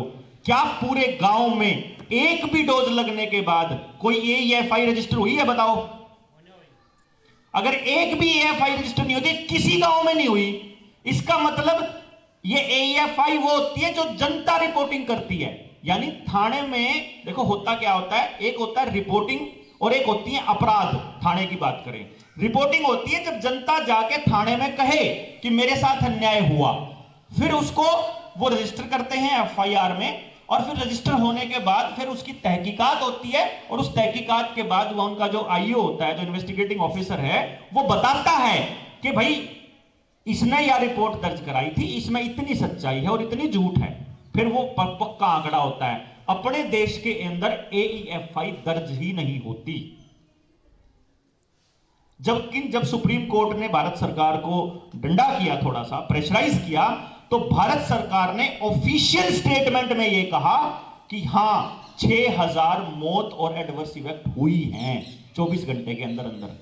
यह भारत सरकार ने ऑफिशियल स्टेटमेंट में बोला सुप्रीम कोर्ट में, और ये तो तब बोला जब कहीं रिपोर्टिंग ही नहीं है। ये तो वो रिपोर्टिंग है जो जैसे किरण यादव का केस बता रहा हूं मैं आपको, जो ये बच्चे का मुंबई के अंदर, जिसमें बिल गेट्स के ऊपर एफआईआर हुई है, क्योंकि बिल गेट्स उसका पार्टनर है सीरम इंस्टीट्यूट का, आदर पूनावाला के ऊपर हुई है, हमारे हेल्थ सेक्रेटरी के ऊपर हुई है, और जो नर्स थी जिसने लगाया था उसके ऊपर, जो डॉक्टर थे और जिन्होंने प्रेशराइज किया था उनके ऊपर एफआईआर हुई है, हत्या का मुकदमा दर्ज हुआ। वो क्यों हुआ? क्योंकि वो लड़का गया था रेलवे स्टेशन पे टिकट लेने के लिए, वो वहां से टिकट लेने लगा तो वो कहने लगा काउंटर वाला कितना वो ले रखी है डोज, बोला ना, बोला वो लेकर उड़ा कैंप लाग रहा है। वो बेचारे ने जाकर उड़ा कैंप लाइन में लाग गया, उड़ा जाके उसका लगा दिया, उन्हें दे दिया अपना आधार कार्ड, वो घर आया 2 घंटे में हो लिया। बाप उसका पहले नहीं था, इकलौता बच्चा था, अपनी माँ का अकेली माँ रहेगी, वो बोली मैं किसके सहारे जीऊंगी। अब वो वैसे तो ब्लड मनी दे देते हैं, जैसे नरवाना वाले केस में क्या हुआ, वो बजरंग दास गर्ग वो भेजा अब सीएम ने कि वो जो जिसका बच्चा मरा है मोहित 24 साल का, अभी बड़ी वायरल हुई थी वो उसके बाप को हम कह रहे हैं कि भाई नरेश भाई अगर आप आज अड़ गए तो लोगों की औलाद मरण तक बच जाएंगी, लेकिन अगर आज आपने समझौता कर लिया, अगर आज आपने पैसे लेके बात मान गए तो ये समझ लेना फिर तो भाई हम अपनी औलाद मरवाते रहेंगे, अपना पैसे लेते जानते रहेंगे। हैं? पैसों की थोड़ी कमी है उनके पास। जो आदमी 5000 करोड़ का मालिक था मिलियंस का मालिक हो रहा है। कौन? अंबानी अडानी, और इनके बिजनेस में पार्टनर है बिल गेट्स। तो इनके लिए मिलियंस जब बन चुके हैं, हमारे को 5-5 करोड़ देने में क्या नुकसान होना है? मेरी औलाद ने मार के मेरे तक 5 करोड़ देगा, मैं क्या करूंगा उस 5 करोड़ का? लेकिन उनके लिए तो 5 करोड़ कुछ भी नहीं। हम सोचा कि पीछे ले लो, सरकार कह रही मुआवजा ले लो, मुआवजा is equal to the blood money. Blood money नहीं लेंगे भाई, हम एफआईआर करवाओगे जिस आदमी ने ये प्रेशराइज किया कि अगर तुमने दोनों डोज नहीं ले रखी तो तुमको यहां नहीं घुसने देंगे, तुमको यहां नहीं घुसने देंगे। तो वो जो बात मैं बता रहा था, जिस बात के ऊपर शुरुआत हुई थी कि टेस्ट पॉजिटिव आना भी एक खेल, टेस्ट बनना भी एक खेल, उसके बाद दवाइयां देकर के ही खेल खेला गया। तो फिर अब जो सबसे बड़ा सवाल आता है कि इस खेल से किसी को क्या लाभ होएगा? जैसे कुछ लोग गांव के अंदर जब हम जाते हैं, कुछ लोग ऐसे हैं जो सरकार को बहुत हितैषी मानते हैं। और एक बात की डिस्क्लेमर दे देता हूं भाई, अपन मोदी विरोधी नहीं हैं, हम बेवकूफी विरोधी हैं। हम खाम खाई किसी का विरोध करने से बचते हैं। मैं तो ये कह रहा हूं, पीएचएफआई जिसका मैं नाम ले रहा था, राहुल गांधी की मां सोनिया गांधी लेकर के आई थी नरसिम्हा राव सरकार, उस टाइम पे कांग्रेस की अध्यक्ष हुआ करती थी 2006 में, पीएचएफआई को, public health foundation of India. Bharat सरकार का एम्स का डायरेक्टर गुलेरिया, आईसीएमआर का डायरेक्टर जनरल भार्गव, वो बकायदा पीएचएफआई में ऑफिशियल सीट पे बैठा है, और पीएचएफआई भारत में रजिस्टर्ड नहीं है। और ट्रिपल पी का मॉडल लेके आने वाली थी सोनिया गांधी, और इस टाइम इसको मॉडल वो इंप्लीमेंट करने लग रहा है नरेंद्र मोदी और अरविंद केजरीवाल और कम्युनिस्ट पार्टियां और ममता बनर्जी और उद्धव ठाकरे और अशोक गहलोत और जयराम ठाकुर, मनोहर लाल खट्टर। एक भी पार्टी ऐसी नहीं जो इसके खिलाफत में बात कर रही हो। और ऐसा पहली बार हुआ भारत के इतिहास में कि सारी पार्टियां एक लैंग्वेज बोल रही हैं। कितनी कमाल की बात है कि सारी पार्टियां एक लैंग्वेज, और आदमी की आदम जात की कोई बात नहीं कर रहा, किसी आदमी के साथ अन्याय हो रहा है उसकी कोई बात ही नहीं हो रही है। कमाल तो ये हो रहा है। और हम सोए पड़े हैं। क्यों? क्योंकि सोशल मीडिया को इन्होंने मतलब जो है वो निगरानी में रखा हुआ है कि किसी की बात नहीं पहुंचने देंगे, और मेन स्ट्रीम मीडिया के ये मालिक हैं ऑलरेडी, पहले से ही, वो मैंने आपको पहले से बता दिया। तो मीडिया आपकी बात नहीं दिखाएगा, मेन स्ट्रीम मीडिया को दिखाने नहीं देंगे। सरकारी कर्मचारी कोई बोलेगा तो उसको सस्पेंड कर देंगे। प्राइवेट कर्मचारी को इस बात की टेंशन है कि तेरी नौकरी वैसे ही आती है, और तुमको ये कह देंगे कि तुमने नौकरी लागण नहीं देंगे। तो बोलेगा कौन? कोई भी नहीं। उसके बाद इंतजाम, छोटे बच्चों को ये पकड़ा दिया, बड़े बच्चों को ये पकड़ा दिया। इनके लिए जो है ये ड्रग्स का धंधा लग रहा है। बाकी के मोबाइल आपको दे ही रखे, आप पूरा दिन आराम से उसमें लगे रहो, कोई टेंशन नहीं। सरकार चाहती है आप लगे रहो भाई, क्योंकि तुमको अपनी जिंदगी के बारे में अगर सोच आ गई, अगर तुमको अकल आ गई, तो तुम लोग इनके ऐसी तैसी नहीं कर दोगे, इनके पंखे पाड़ दोगे कि रोजगार चाहिए। तुम बोलोगे नहीं क्या खड़े हो गए, रोजगार चाहिए दो, वो है नहीं उनके पास। तो वो आंकड़े गायब कर दिए तो खबरें नहीं आएगी, तो आंकड़े कहां से आएंगे? जब आंकड़े नहीं है तो खबर नहीं आएगी ना। सिंपल भाई, दाल महंगी होने लगी ना जब, तो देश के अंदर महंगाई सूचकांक ऊपर जाने लगा। जब ये मैं 2014 की बात बता रहा हूं, जब ये नया नया आया था, तो 15 में महंगाई सूचकांक जब ऊपर जाने लगा तो बंदे ने बड़ा खेल खेला, क्या, दाल को महंगाई सूचकांक से ही निकाल के बाहर कर दिया कि दाल की रेट बढ़ने घटने से महंगाई सूचकांक के ऊपर कोई असर ही नहीं होगा, तो पता ही नहीं लगेगा लोगों को कि वो दाल की वजह से कुछ हो रहा है। बाद में सबसे आखिर तो ये एक पॉइंट हो गया क्लियर। अब सवाल आता है, देख भाई, अगर बोलना है बोलो, बोलना है तो उधर खेलो, ठीक है। हाँ, तो अब बात आती है इससे आगे की कि क्या ये खेल मतलब है किस लिए, क्योंकि एक बहुत बड़ा क्वेश्चन आता है। आमतौर पे इसको समझना मतलब इतना ही टफ है जितना इसको बता पाना, क्योंकि मैंने आपको बताया कि पूरी तरह से समझने के लिए अपने को 5-10 घंटे चाहिए, जिसके ऊपर एक एक पहलू के ऊपर चर्चा हो जाए, जो बहुत इंटेलेक्चुअल लेवल की हो, और ये उनको ज्यादा समझ में आएगा जिन्होंने पहले से अपनी रिसर्च करी हुई है। भाई जैसे मान लो 10वीं क्लास का बच्चा है कोई, और इनको मैं शेक्सपियर पढ़ाने लग जाऊं, या मैं इनको ऑर्गेनिक केमिस्ट्री पढ़ाने लग जाऊं जो बड़े हाई लेवल की है, या कोई 3री-4थी क्लास के बच्चे को ऑर्गेनिक केमिस्ट्री या पीरियोडिक टेबल के बारे में बताऊं, तो समझ में नहीं आएगी उसको वो। ये इसी तरह से है। तो जिसने अपनी रिसर्च नहीं करी हुई है उसको समझ में आने में टाइम लगेगा, लेकिन फिर भी मैं वो डेटा आपको दूंगा। तो जो मैं बिल गेट के साथ आपको कनेक्शन दिखा रहा था इसका, बिल गेट्स एग्रीकल्चर सबसे बड़ा एग्रीकल्चरिस्ट है। उसने नीति आयोग की एक मीटिंग के अंदर बोला कि हम 2022 तक इस देश के किसानों की जो आमदनी है वो दुगनी कर देंगे। ये पहली स्टेटमेंट है जो बिल गेट्स ने दी थी। प्रोग्रेसिव फार्मिंग करके एक रिपोर्ट है नीति आयोग की, जिसमें उसने ये स्टेटमेंट दी थी। उसके पेज नंबर 21 के ऊपर ये उसकी स्टेटमेंट लिखी हुई है, जिसको अगले ही महीने फिर नरेंद्र मोदी ने अपने भाषणों में बोलना शुरू किया था कि हम भारत के किसानों की आय जो है वो 2022 से डबल करने वाले हैं।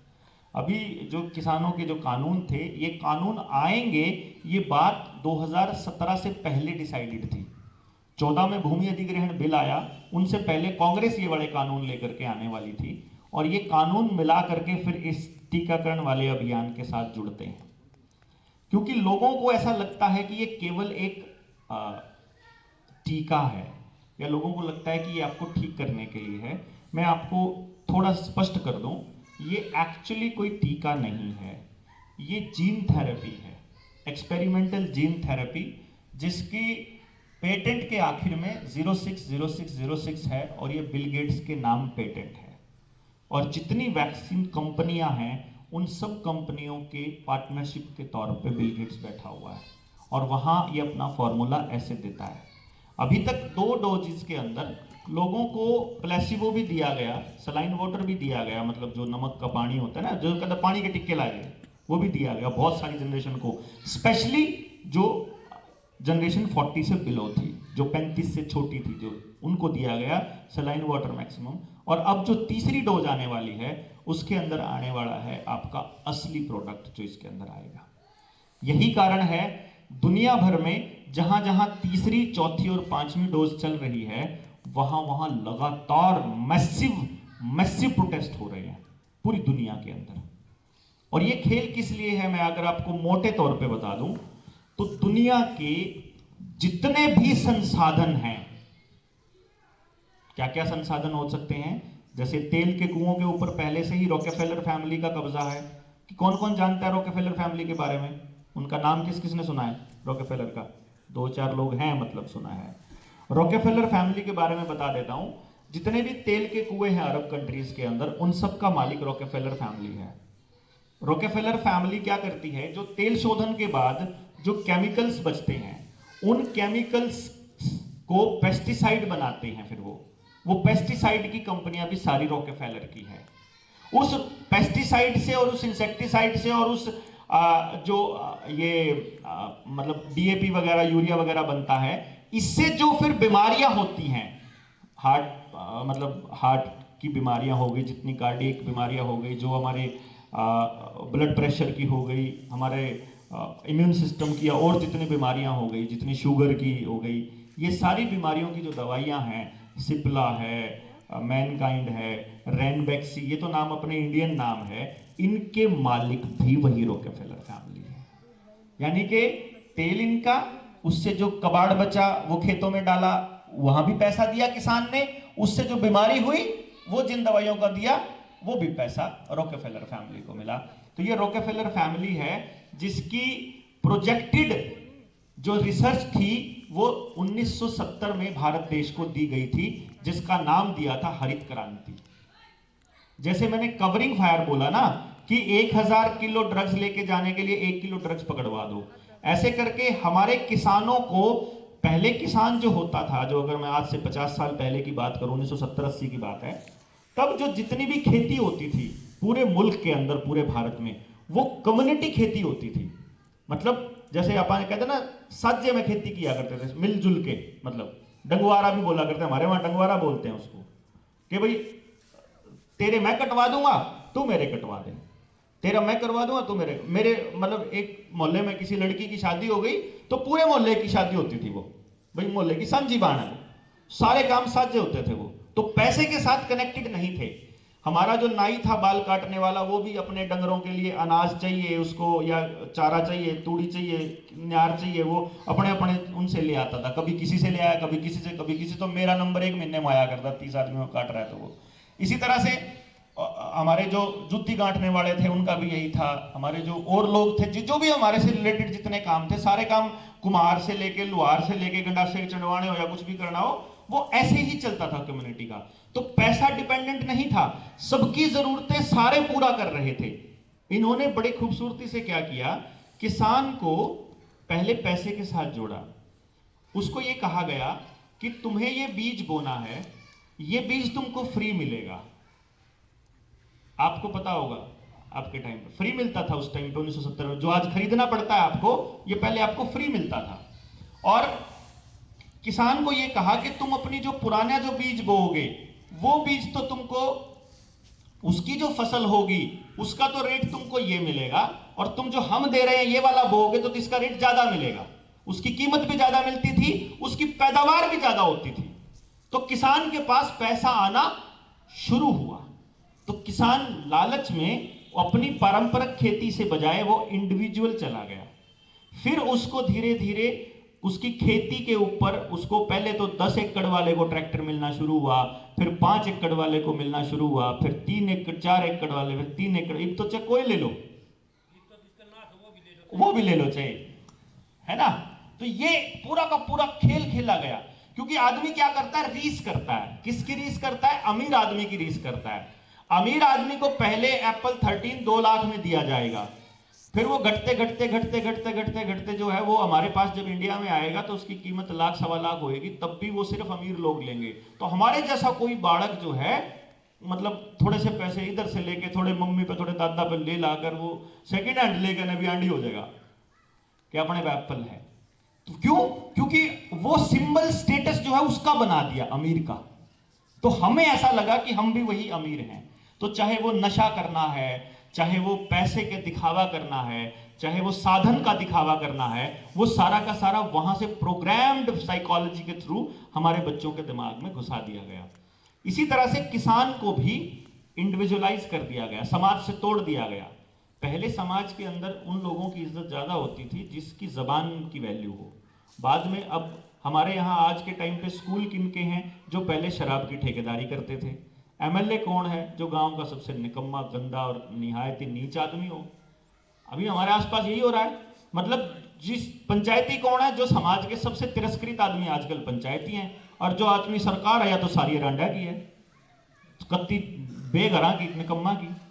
तो मतलब क्या हुआ, हम लोगों को जो असली मूल्य थे जिंदगी के, इनसे तोड़ के वहां कनेक्ट किया। उसका पर्पस था कि आपकी शरीर तक कब्जा करना है। आखिर में जमीनें पहले उपजाऊ नहीं होती थी।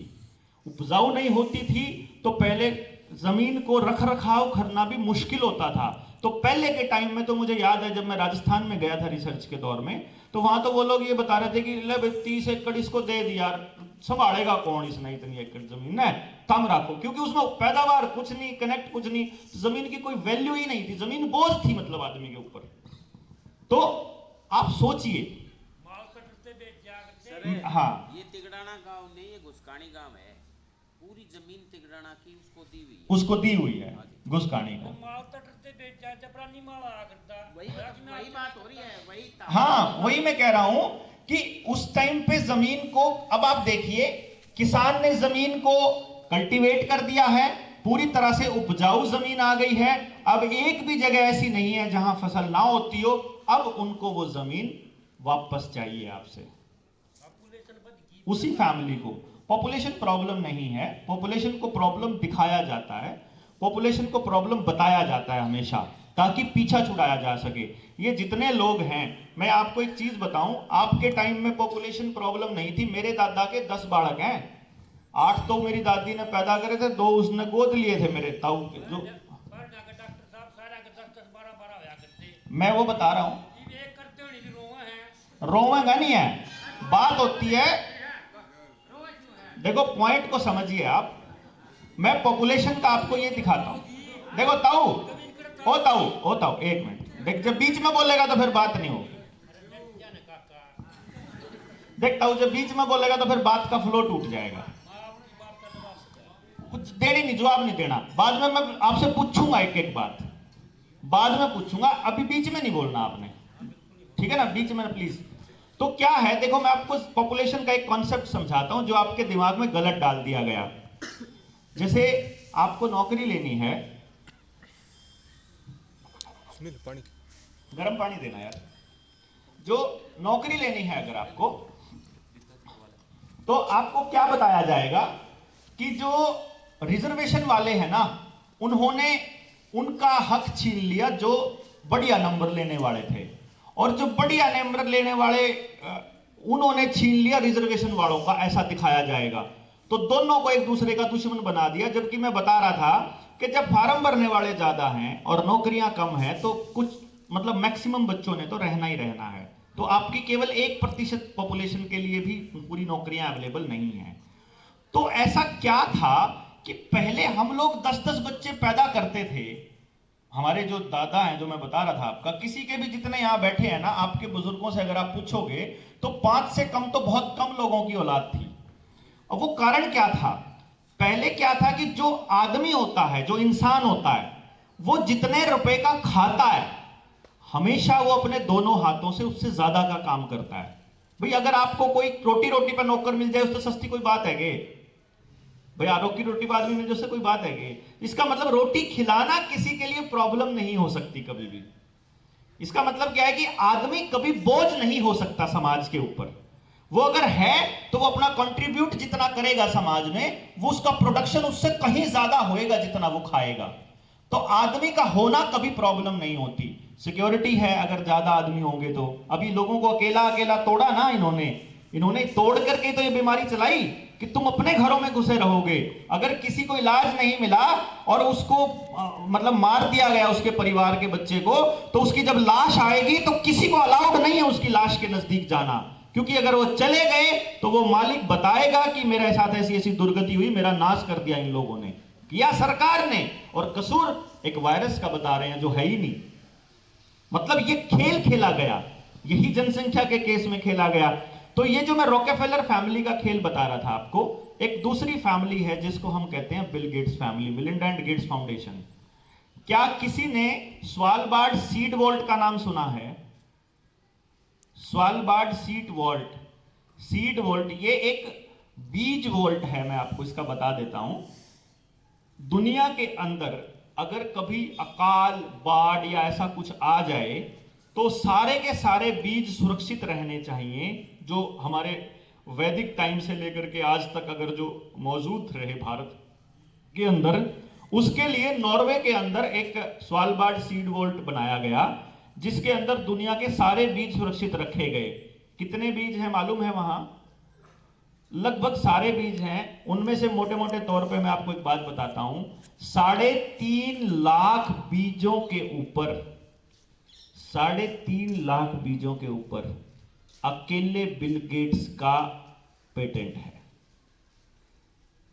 3.5 लाख से ऊपर बीज, कहने का मतलब वो बीज कोई भी आदमी उगा नहीं सकता उसकी मर्जी के बिना।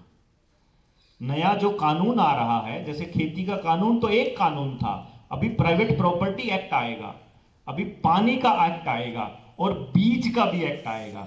जो नया बीज का कानून आ रहा है वो ये कहता है कि अगर किसान ये साबित नहीं कर पाया कि वो बीज कहां से लाया था तो 3 साल की कैद है उसको, क्योंकि वो बीज उसका हो ही नहीं सकता, उसके ऊपर तो बिल गेट्स ने पेटेंट करवा रखा है। अब आप सोचिए, जो आप में से जमींदार हैं जो खेती करते हैं और अब खुद खेती करते हैं, उनको मालूम होगा कि उनके सारे बीज आज के टाइम पे बांझ हो चुके हैं। आप जो बीज लेके आते हो बाजार से, उसको दोबारा बीज नहीं बना सकते, उसमें से होते ही नहीं, कुछ फसल ही नहीं होती उसमें से, मोल कट्टा होगा। जो अनाज होएगा उस अनाज को दोबारा तो नहीं बो सकते ना आप, तो इसका मतलब है सारे बीज बांझ हो चुके हैं। जो आपा भैंस या गाय को आगे की करवाया करा, उसके लिए आप पहले गांव में वो होया करते, सांड होया करते, झोटे होया करते, आजकल उन तो नहीं करवाते, आजकल सुए तक करवावा है, यानी कि डायरेक्ट इंसेमिनेशन से करवाते हैं। जो IVF हुआ है, बछड़ा या बछड़ी जो भी चाहिए उन्हें उस हिसाब से। आप सोचो, खेती का भी बीज बांझ हो चुका है, डंगरों का बीज भी बांझ हो चुका है, आदमी रह रहा है बांझ होना बस सिलसिलेवार से। रुक जाओ एक बार, रुक जाओ। ये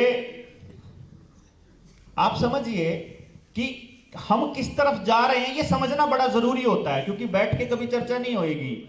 यहां बैठ के आपको बहुत सारी बकवासों पे चर्चा खूब हो सकती है, आपको बहुत सारे झूठे वायदे, झूठी बातें कही जाएंगी खूब सारी, लेकिन आप समाज को कैसे बेहतर बनाना, इस पे चर्चा नहीं होएगी।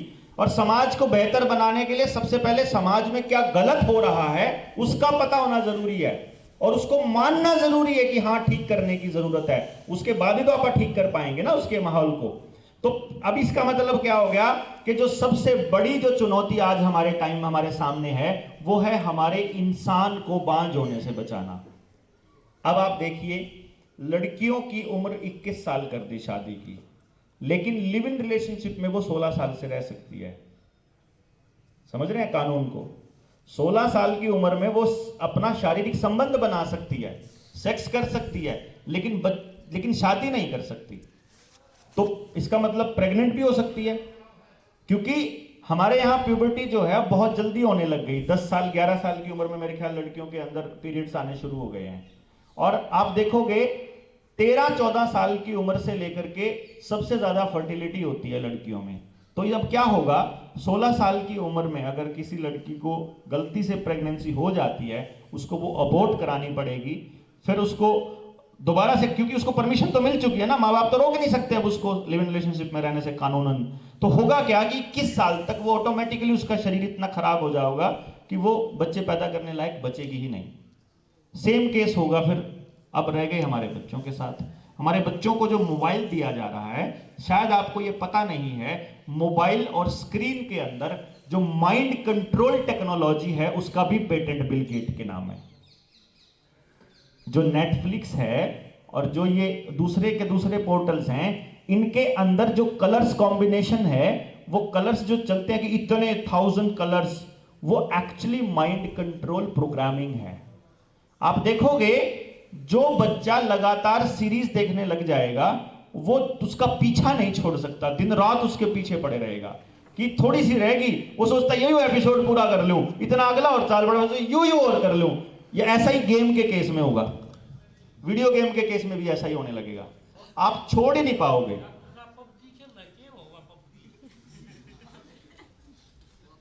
जो कर अपना ताश खेल लग रहा है, तो समझ गए बात आप। अब आप देखिए पबजी में क्या था, PUBG was a mind programming game. PUBG भी जो मैं ताऊ ने बता दिया, उसी के जैसे और गेम आए हुए होंगे मतलब ये डेफिनेट है, ये बच्चे बताएंगे कि आप ये काम करोगे, टास्क दिया जाएगा उसके अंदर कि ये टास्क है, ये टास्क करोगे तो आपको ये टोकन मिलेगा, ये टास्क करोगे तो ये टोकन मिलेगा, ये करोगे तो ये मिलेगा। अभी क्या हो रहा है, ये लगवाओगे तो यहां जाओगे, ये लगवाओगे तो यहां जाओगे। समझ रहे हो, आपकी जिंदगी को ये गेम बनाया जा रहा है। आने वाले वक्त में क्या होने वाला है और आप उस चीज को नॉर्मल मानने लग जाओ। जो पानी का कानून आ रहा है, शायद आपको यह मालूम नहीं, 3 सितंबर 2021 को प्रधानमंत्री की चिट्ठी आ चुकी है। अगर गांव का कोई प्रधान या गांव का कोई सरपंच बैठा हो यहां, उस परिवार से बैठा हो, तो अपने जाके पूछ लेना। 3 सितंबर की चिट्ठी में प्रधानमंत्री ने यह बोला है कि गांव की कौन सी जमीन को मोनेटाइज कर सकते हो आप, यानी कौन सी जमीन को बेच सकते हो। आपकी शामलात की जमीन या मंदिर की जमीन, जोड़ की जमीन, बणी की जमीन, गाड़, कुछ भी बेचना हो, स्कूल कॉलेज, तो उन दो रकाक बैठे हैं। एक बार गांव में बढ़ तो जावा, एक बार मैंने सोच रहे हैं एक बार बढ़ जा, बाकी तो लालच देकर ना फिर धीरे धीरे सारी चीज हो जाएंगी। नशा तो बेचना है एक बार, मान लो एक बार एक सेंटर खुल जाए यहां अंबानी अडानी का, उसके बाद तो मॉल भी खोल देगा, उसके बाद तो नशे का सेंटर भी खोल देगा, उसके बाद तो जमीन लेने के लिए सारे इंतजाम कर देगा। एक बार बढ़ जाओ बस गांव में। तो उन्होंने न्यू लिखा है, कोई भी जमीन हो जो तुम्हारे पास मोनेटाइज होने लायक तो बता दो। और सरपंचों ने चिट्ठियां भी लिख दी हैं बहुत सारों ने। और आपकी सरकारी जमीन, आपकी जमीन, सरकारी नहीं आपकी जमीन, जैसे गांव की जमीन है पंचायत की जमीन, जब पंचायत के पास कुछ जमीन होती है अपनी खुद की, जिसको वो ठेके पे देती है। फिर कुछ जमीन होती है जैसे गांव के स्कूल की जमीन है, ये जैसे मंदिर की जमीन है, ये हो सकता है पंचायत की हो, या हो सकता है किसी दानी सज्जन ने दे दी हो, या हो सकता है सारों ने मिलके दी हो, मतलब कुछ भी कारण हो सकता है। लेकिन गांव में अगर सामूहिक कोई संस्थान है, चाहे स्कूल हो, अस्पताल हो, मिल हो, या कोई भी चीज हो, तो अगर कोई संस्थान है तो वो संस्थान बेसिकली गांव का साझला संस्थान है। लेकिन पिछले 4 साल से सरकार ने वो संस्थान अपने नाम कर लिए हैं। सरपंचों को, स्कूल मैनेजमेंट कमेटियों को, ग्राम सभाओं के थ्रू वो स्कूल अपने नाम रजिस्टर कर चुकी है। अब ये स्कूल बिकने की कगार पर हैं, आने वाले वक्त में ये बिकने वाले हैं। यस, ये इसी का खेल है, यो एक खेल है, बिल्कुल। लाल डोरा तोड़ा ही इस जमीन के लिए था। यस यस यस, ये जो सबसे बड़ा खेल है ये लाल डोरा तोड़ने का है। पूरे गांव को खड़ा होकर ये लाल डोरा तोड़ने का विरोध करना पड़ेगा, नहीं तो आपके पास कुछ नहीं बचेगा। आप देखो, किसान को किसान क्रेडिट कार्ड के ऊपर लोन दे रखा है सस्ता, और मैक्सिमम किसान, ज्यादातर किसान उस पैसे को या तो किसी आड़ती को 2 रुपए सैकड़ा पे चढ़ा रखा, या किसी ने वो खर्च कर दिया। ये बुझ दो पीसा नहीं है। अरे ईब ने कह रही है सरकार कि एक बार लाल डोरा टूट जाए, तेरे घर की रजिस्ट्री हो जाए, फिर तू घर पे भी लोन ले। घर पे लोन ले रखा और काम धंधा ठप कर दिया, खेती का खर्चा बढ़ा दिया, और फसल की कीमत नहीं मिलेगी तो किसान बर्बाद होता जाओगा धीरे धीरे। बेटा उसका खर्चा रोज करने लग रहा, बेटे ने आईफोन चाहिए है, उसने 20,000 का, 30,000 का, 50,000 का फोन चाहिए, वो तो बेचारा 2-2 रुपये बचावे है। अब क्यों ट्रैक्टर पे गया, पाया चला जाऊं, क्यों इस पे गया, पाया चला। और उसका छोरा नुगर अपन तो ये वाली जींस चाहिए, ये वाली जैकेट चाहिए, ये वाले जूते चाहिए, ये वाली मोबाइल चाहिए, और इस मोबाइल में इतने रुपये रोज चाहिए, ऑनलाइन खरीदारी करनी है तो वो चाहिए। तो किसान तो बर्बाद होगा ही होगा। रही सही कसर, आपा पूरा गांव मिलके अपना पैसा ड्रेन करने लग रहे बाहर। मैंने एक गांव के अंदर करी थी रिसर्च, 4500 जनसंख्या वाला गांव था, उस गांव में 1300 बच्चा बाहर शहर में पढ़ने जा रहा था। तो आपको हैरानी होगी कि 53 लाख रुपया महीने का गांव में थे, 4-5 मालिकों के पास जान लग रहा स्कूल के। भाई 53 लाख रुपये महीने का मतलब हो गया साल का 6 करोड़ रुपया। साल का 6 करोड़ रुपया सबता गांव अगर इकट्ठा होकर के अपने सरकारी स्कूल में लगा लेगा तो संगमरमर का बना सके। क्योंकि उन प्राइवेट स्कूलों में पढ़ाने भी तो वही मास्टर जावे हैं, जो बालक जावे हैं, जो हमारे गांव के पढ़े लिखे बालक हैं, BSc MSc करा हुए। इसका मतलब है कि गांव को जानबूझ के ड्रेन किया जा रहा है। गांव के बच्चे को जानबूझ के बर्बाद किया जा रहा है, किसान को जानबूझ के बर्बाद किया जा रहा है, और उनको जमीनों पे अधिकार चाहिए अभी। एजेंडा 201, अगर किसी भाई ने ना सुना हो, एजेंडा 201, सॉरी इवेंट 201, एजेंडा 21 है और इवेंट 201 जॉन हॉपकिंस यूनिवर्सिटी के अंदर 2019 की सितंबर में ये इवेंट हुआ था। कोई भी दोस्त जाके ऑनलाइन इसकी जानकारी अवेलेबल है, वहां पर जॉन हॉपकिंस यूनिवर्सिटी के अंदर इवेंट 201 लिखोगे पता चल जाएगा। इवेंट 201 के अंदर बाकायदा ये मेंशन हुआ था कि आने वाले वक्त में अगर दुनिया में महामारी आती है तो किस देश को क्या क्या रोल अदा करने हैं। और आपको मालूम है कि उस इवेंट 201 का स्पॉन्सर और फंडिंग देने वाला कौन था? Bill Gates. और बिल गेट्स ने 2011 में एक बयान दिया था, वो बयान अभी भी 2017 में, मैं अब बता देता हूं, 11 में दिया था शायद। उसने बयान दिया, उसने क्या बयान दिया था, मैं वो आपके पास भेज दूंगा जो कोई मांगेगा। उसने क्या बयान दिया था कि आने वाले वक्त में depopulation will be an agenda to control the population, to control the population growth. और वो ये कहता है कि दुनिया की लगभग 75% आबादी यूजलेस ईटर है। यूजलेस ईटर मतलब बिना मतलब खानाड़ी है, उसको मर जाना चाहिए। वो ये बोलता है, वो आदमी जो अपने आप को एंथ्रोपोलॉजिस्ट बोलता है, जो फिलैंथ्रोपिस्ट बोलता है अपने आप को, वो आदमी ये कह रहा है। फिलैंथ्रोपिस्ट कौन होता है? जो दुनिया के ऊपर चैरिटी करता है, वो ये दिखाते हैं कि वो चैरिटी कर रहा है। अब आपकी खेती की जमीन हो गई, आपके घरों की जमीन हो गई, आपके स्कूलों की जमीन हो गई, आपकी सामूहिक जमीन हो गई, आपके बड़े बूढ़े हो गए, आपके बच्चे नौजवान हो गए, आगे छोटे वाले बच्चों तक पैठ कर गया। अब इस पूरी पॉपुलेशन को, अब इसके पास जो दो चीजें हैं जो इसको ट्रेन करनी है, एक उसका पैसा और एक उसका दिमाग। दिमाग के ऊपर वो लगातार काम कर रहा है। आप लोगों को टीवी दे रखा है, ऑनलाइन दे रखा है, टीवी स्मार्ट बना दिया है। आपके घरों में, शहर में जो भी बंदा रहता है वो, उसका टीवी आजकल इंटरनेट के साथ कनेक्टेड है डायरेक्ट। उसको ये भी नहीं पता है कि उसके बेडरूम में घुस चुका है बिल गेट्स।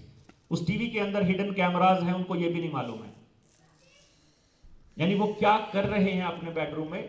आजकल तो नाइट विजन वाले कैमराज हैं, तो जिसके बेडरूम में स्मार्ट टीवी लगा हुआ है, ये समझो उसकी हर एक्टिविटी को अगला नोट कर रहा है। अब कवरिंग फायर बता रहा हूं मैं आपको, कवरिंग फायर बताता हूं। जब साइड इफेक्ट आने लगे बूटी के, सुनो भाई, साइड इफेक्ट आने लगे बूटी के कि बच्चे नपुंसक हो रहे हैं और लेडीज के अंदर पीरियड्स में दिक्कत आने लगी है और उनको बहुत ज्यादा दिक्कतें आनी शुरू हो गई है इंटरनल ब्लीडिंग की, तो इन्होंने एक अखबार की कटिंग निकाली, इन्होंने एक छोटी सी खबर निकाली कि चाइना से नपुंसक करने वाला वायरस लीक। ये बड़ा खेल खेलते हैं, मतलब वो हमें लगता है, पब्लिक को लगता है ये तो उस वाले वायरस से हो रहा है, इसका कोई नुकसान नहीं है, सरकार क्यों करेगी बोला, वो तो उस वायरस तो होया, आ गया होगा कड़ीम कड़ी को। ठीक, फिर आपको पता लगे अभी बॉलीवुड की एक जो जिम ट्रेनर था वो मर गया था एक्सरसाइज करता हुआ जिम के अंदर। तो अखबारों में क्या आया, टेलीविजन में, बोले एक्सरसाइज गणा करने तक हार्ट अटैक होया। और आपको मैं बताऊं हार्ट अटैक का सीधा सीधा एक्सरसाइज के साथ क्या लिंक है। जो डॉक्टर पैब्लो की मैं आपको बात बता रहा था, जो ग्रेफीन ऑक्साइड स्पेशलिस्ट है, वो ये कहते हैं, जो मरने से पहले उन्होंने जो अपनी पूरा खुलासा किया था, वो ये कहते हैं कि ग्रेफीन ऑक्साइड इतना स्ट्रॉन्ग एलिमेंट है, दुनिया का अभी तक का मौजूद सबसे स्ट्रॉन्गेस्ट एलिमेंट है। और वो अगर आपकी ब्लड स्ट्रीम में चला गया, अगर आपके खून में चला गया, तो वो खून के साथ बहता रहता है। और अगर वो होता है बेसिकली नैनो रेजर्स की तरह। किसकी तरह? नैनो रेजर्स की तरह। नैनो रेजर्स मतलब नैनो ब्लेड, छोटे ब्लेड। अब वो खून में ब्लेड आपके खून के साथ जाने लग रहे हैं। तो जब तक पानी में मान लो ब्लेड हैं, वो चल रहे हैं तो चल रहे हैं। अगर वो फास्ट अगर आपका ब्लड स्ट्रीम दौड़ने लग जाए, अगर खून आपका बहुत तेजी से दौड़ने लग जाए, तो वो एपिथेलियम को काटना स्टार्ट कर देते हैं। एपिथेलियम मतलब अंदर की झिल्ली, उसकी नस, यानी कि पाइप के अंदर का हिस्सा समझो, उसको वो काट देगा और आप इंटरनल ब्लीडिंग से मर जाओगे और आपको पता भी नहीं चलेगा। क्यों नहीं पता चलेगा? क्योंकि हमारे यहां जो डेड बॉडीज की रिसर्च होती है या खून की जो जांच होती है वो पेट्री डिश पे होती है, पेट्री डिश, और पेट्री डिश से नैनो पार्टिकल्स का पता नहीं चलता। तो किसी को भी यह पता नहीं चलेगा कि अपने यहां पर उसकी जो मौत हो रही है वो ग्रेफीन ऑक्साइड से हो रही है। इंडिया के अंदर तो ग्रेफीन ऑक्साइड का नाम ही लोगों ने नहीं सुना हुआ। एक पीएचडी था केमिस्ट्री का पंजाब यूनिवर्सिटी का, ग्रेफीन ऑक्साइड कुछ हुआ भी है? मैं बोला जर्मनी की यूनिवर्सिटी में ग्रेफीन ऑक्साइड की स्पेशल ब्रांच है और डॉक्टर पेब्लो कार्टो जो है वो स्पेशल उसका स्पेशलिस्ट था, दुनिया का नंबर 1, जिसने इसकी ग्रेफीन ऑक्साइड की खोज करी थी। ग्रेफीन ऑक्साइड और ग्रेफीन हाइड्रोक्साइड अगले ने बनाया था लैब में। अब आप सोच सकते हैं कि ये कितना बड़ा खेल चल रहा है। अब आपके शरीर के अंदर अगर कोई केमिकल चला गया, ओ पहलवान,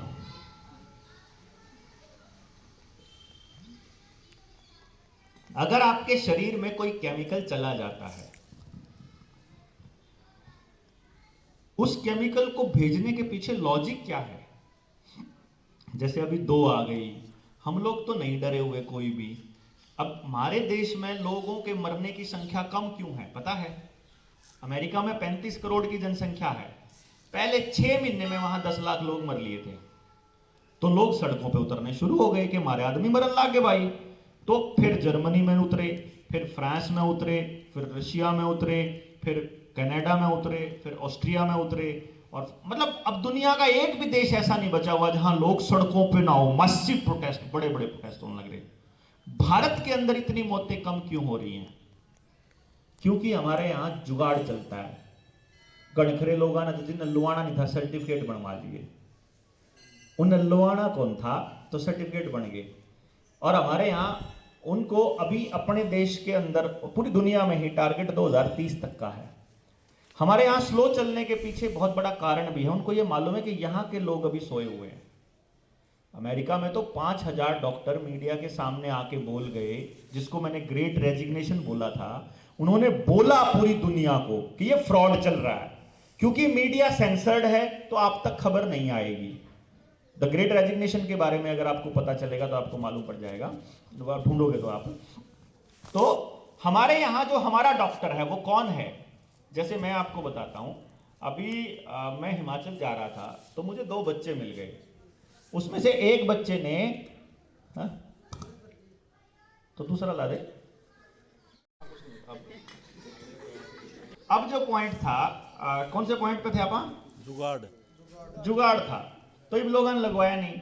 अब पब्लिक को ये मालूम है, उन लोगों को ये मालूम है जो लोग इस पूरे प्रोपेगेंडा को चलाए हुए हैं, कि भारत के लोग ना मीडिया को क्रिटिसाइज करते, भारत के लोग ना डॉक्टर ने पूछते कुछ भी, ना आड़े के लोगों ने फालतू टेंशन लेनी। दूसरा, कुछ तो लोग ऐसे हैं जो मोबाइला में बढ़ रहे हैं। गणखरी जनता ऐसी है जो तड़की से लेकर सांझ तक जिसने दिहाड़ी दे फुर्सत नहीं है वह करता रिसर्च कर लेगी। और पढ़े लिखे जो उनसे हैं उनने यह टेंशन है कि भाई नौकरी नहीं मिलेगी फालतू सरकार के खिलाफ बोल दिया तो। और जिनसे नौकरी लाग रहे हैं वह इतने डरपोक हैं कि उन्हें अपने न्यारी बिजनेस करने हैं, उन्हें क्रिटिकल थिंकिंग से कोई मतलब नहीं उनका। नौकरी करने वाले ने न्यू खतरा कदे खाम कहीं सस्पेंड हो जा तो आड़े मतलब नुआ ने सोच रहा है कि इस देश के अंदर भगत सिंह तो लिए मर। समझदार आदमियों का हाल यो है भाई, हमारी पूरी पीढ़ी को एक तरीके से गधा रखा जाता है। भाई मैंने बताया थोड़ी देर पहले, बालक ना अपने माँ बाप के आगे नहीं बोलने देंगे, टीचर आगे नहीं बोलने देंगे, फिर बॉस नहीं बोलने देंदा, भाई जो आपका अफसर है वो नहीं बोलने देंदा, फिर सरकार नहीं बोलने देंदी, तो बोलना ही नहीं आंदा हमारे लोगों ने। अब हमारा डॉक्टर कौन है?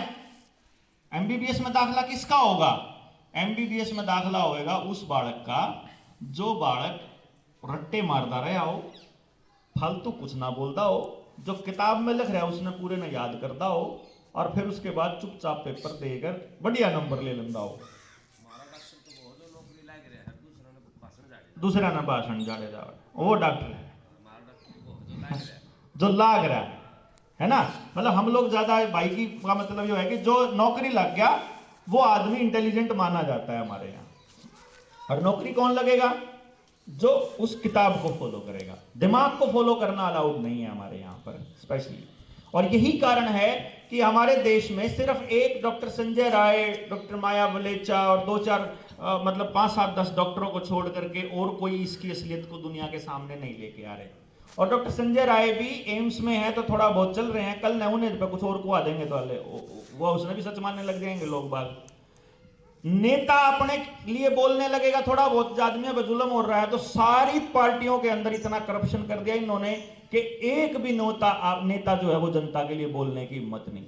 मीडिया को सारे को ऑलरेडी खरीद लिया है। स्कूल कॉलेज के बच्चे थोड़े बहुत विद्रोह करने थे, थोड़ा बहुत आंदोलन होना था तो कॉलेज और यूनिवर्सिटी बंद कर दी। फिर कौन बचा भाई आपके लिए बोलने के लिए? कौन बचा? कोई भी नहीं। पत्रकारा में गौरी लंकेश मार दी, रोहित वेमुला मार दिया, नसीब मार दिया, फिर कन्हैया को देशद्रोही बना दिया। आज मैं आप लोगों के बीच आया, जिस दिन सरकार ने लगा इसकी बात लोग सुनने लग गए, कल ना मेरे दादा की भी मेरे बाबू की भी कोई ना कोई लिखड़ा होगी कहानी के, तो इनका तो खिलाफ इतने मुकदमे हो रहे नहीं बना लेंगे। वो नहीं आदमी ने कमाई तो कुछ काम का नहीं, इसे आदमी तो हमने समझाना रहे। हाँ ठीक है जी, ये बात आ गई। अब जो करताऊ आपने कहा कि ठाडा, ये ठाडे नहीं हैं। बेसिकली हम लोगों को मालूम ही नहीं अपने अधिकार। देखो आपको 2-3 चीजें पता होना चाहिए। ये मुल्क आपका है, ये मुल्क हमारा है। इनको जाने, कहीं हम जाएं कहीं हम ना जाएं, ये हमारी मर्जी है। इसके ऊपर रोकथाम लगाने वाली दुनिया की कोई ताकत नहीं हो सकती। नंबर 2, मैं अगर बीमार हूं तो मैं कौन सी पद्धति से इलाज करूंगा, मैं कौन सा अपना टेस्ट करवाऊंगा, ये मेरी सिरदर्दी है, ये मेरा अधिकार है, ये भी हमारे लोगों को नहीं पता। फिर मैंने कौन सा इलाज करवाया है, कौन सा टीका लगवाया है या नहीं लगवाया है, कौन सी दवाई खाई है, ये मेरे से पूछने का अधिकार किसी को नहीं है। ये 3 चीज भी अगर माने पता होंगी तो हमने ये टिक्के नहीं लुआने थे। क्योंकि आपा ने टीके क्यों लुआए? बोला भाई पेंशन रोक देंगे, बोला भाई आपको राशन नहीं मिलेगा, आपको स्कूल में नहीं जाने देंगे, बस स्टैंड पे नहीं जाने देंगे। अभी जैसे झज्जर के अंदर में बस हमें तार दिए, तो वो एक दहशत का माहौल बनाने का खेल चल रहा है कि लोगों को उनके मौलिक अधिकार पता नहीं है। इन क्यों करे कदे घोड़े की डाला आंक लो। सिर्फ एक डिजास्टर मैनेजमेंट एक्ट का सहारा लेकर के, जैसे मान लो मैं आपको ये बातें बता रहा हूं और मैंने आपके यहां गैदरिंग करी तो मेरे ऊपर एक मुकदमा हो सकता है डिजास्टर मैनेजमेंट एक्ट के इसके तहत, अदरवाइज मैंने किसी कानून का उल्लंघन नहीं किया। और ये बात देश के लोगों को नहीं पता कि भाई डिजास्टर मैनेजमेंट एक्ट तो 2005 में बना, फिर 2007 में WHO ने महामारी की डेफिनेशन बदली, फिर 2009 में बदली, फिर 2015 में टेस्ट बना, 2017 में खरीदा और 2019 में बीमारी आई। समझ रहे हैं खेल को? और ये सिर्फ इस मुल्क में नहीं हो रहा है, ये दुनिया भर के मुल्कों में हो रहा है। अब मैं आपको एक फाइनल स्टेटमेंट बता देता हूं, क्योंकि क्या हुआ और क्या हो रहा है वो मेरी YouTube के ऊपर आपको मेरी वीडियोस मिल जाएंगी। हम अभी जो है सुनील एक ग्रुप बना लेगा, जितने लोग यहां बैठे हैं, मैं वहां उसके अंदर वो सारी की सारी इंफॉर्मेशन डाल दूंगा जो आपकी जरूरी आपके काम की होंगी। दूसरे नंबर पे मैं आपको 2 बातें और बताऊंगा। एक ये कि अभी फ्यूचर में ये क्या करने वाले हैं आपके साथ, और दूसरी ये कि आपको क्या करना चाहिए या हमको क्या करना चाहिए वो मैं बताऊंगा। क्योंकि अगर आप आज नहीं बोले तो अगली पूरी पीढ़ी एकदम मतलब वंशनाश होने का कगार पर हैं अभी हम। इनका टारगेट 2030 तक का एजेंडा है ये। अगर आप ये सोच रहे हो कि ये वायरस अभी चला जाएगा साल 2 साल में, तो भूल जाइए, ये नया वेरिएंट आता रहेगा। पिछले वाली डोज से जो साइड इफेक्ट होने लगेंगे, ये नए वायरस का नाम लेकर कंधे रहेंगे। इजराइल में चौथा लिया वायरस फ्लोरिना, बता रहे हैं इजराइल में आज आया है। इजराइल में क्यों आया है पता है आपको? इजराइल दुनिया का सबसे ज्यादा डोज लगा हुआ परसेंटेज, 100% डोज लगा हुआ कंट्री है वहां, इसलिए नया वायरस आ रहा है, नया वेरिएंट। किसी ने नहीं छोटा जी, है को नहीं हो। है कौन जी वो? सारा फर्जीवाड़ा है जी, टोटल फर्जीवाड़ा। इस देश का प्रधानमंत्री दुनिया का सबसे झूठा आदमी है। उस झूठे आदमी ने मीडिया खरीद रखी है तो सारी झूठ बला रहा है, टोटल झूठ है। और वायरस है ही नहीं, वायरस हम तो पाड़ा गिर लेंदे थी तो मर लेंदे। जिस टाइम पे दूसरी लहर में इन्होंने दहशत फैला रखी थी, मैं वार्डा में जा गए लोगों की जप्फी पाया करता, न्यू कहा करता ना मरूंगा मैं, हाथ भी नहीं लाने दे थे, मैं उनके जाने के चिपटा करता, मैं ले लाग गया हाथ ही बता आ जा तू, कुछ ना होता। मैं फिर आज जगह शांति पड़ा करती। अगर मेरा तो न्यू भीतर कालजा न्यू होना रहा था, कुछ नहीं फैला ही नहीं कुछ भी, टोटल फर्जीवाड़ा, टोटल।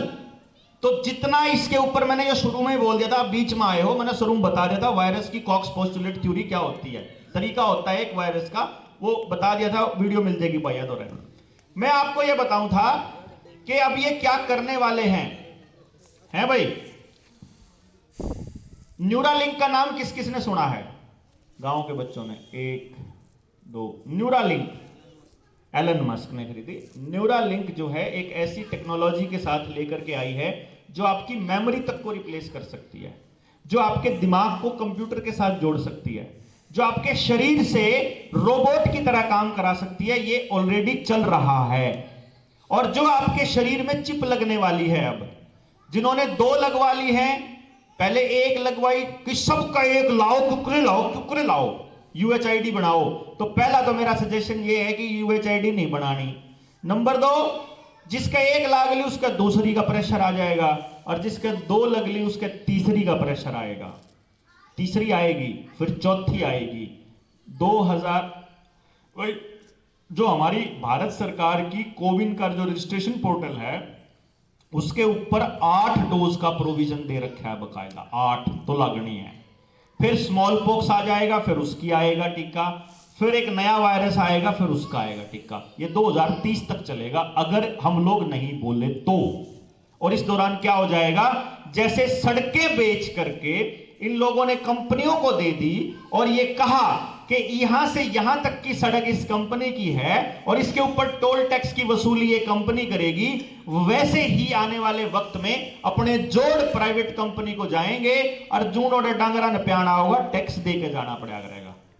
एक के गाड़ इस टाइप से टैक्स लगेगा। आपकी गाड़ियों के ऊपर जीपीएस लगने वाला है कि डीजल की गाड़ी अगर 1 किलोमीटर चली है तो इतना खर्चेगा खाते में तो सीधा, क्योंकि आपके खाते आधार कार्ड के साथ जुड़ चुके हैं, आपकी रसोई गैस उसके साथ जुड़ चुकी है, आपका पानी का बिल उसके साथ जुड़ चुका है, मोबाइल का कनेक्शन उसके साथ जुड़ चुका है, बिजली का कनेक्शन आधार के साथ जुड़ चुका है, प्राइवेट प्रॉपर्टी वहां जुड़ चुकी है, आपकी सब कुछ आधार कार्ड के साथ जुड़ चुका है, फैमिली पूरा परिवार जुड़ गया।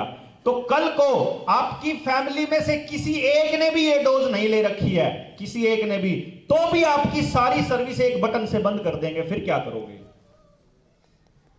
आपके शरीर को आपकी मर्जी के बिना छूना रेप होता है, रेप।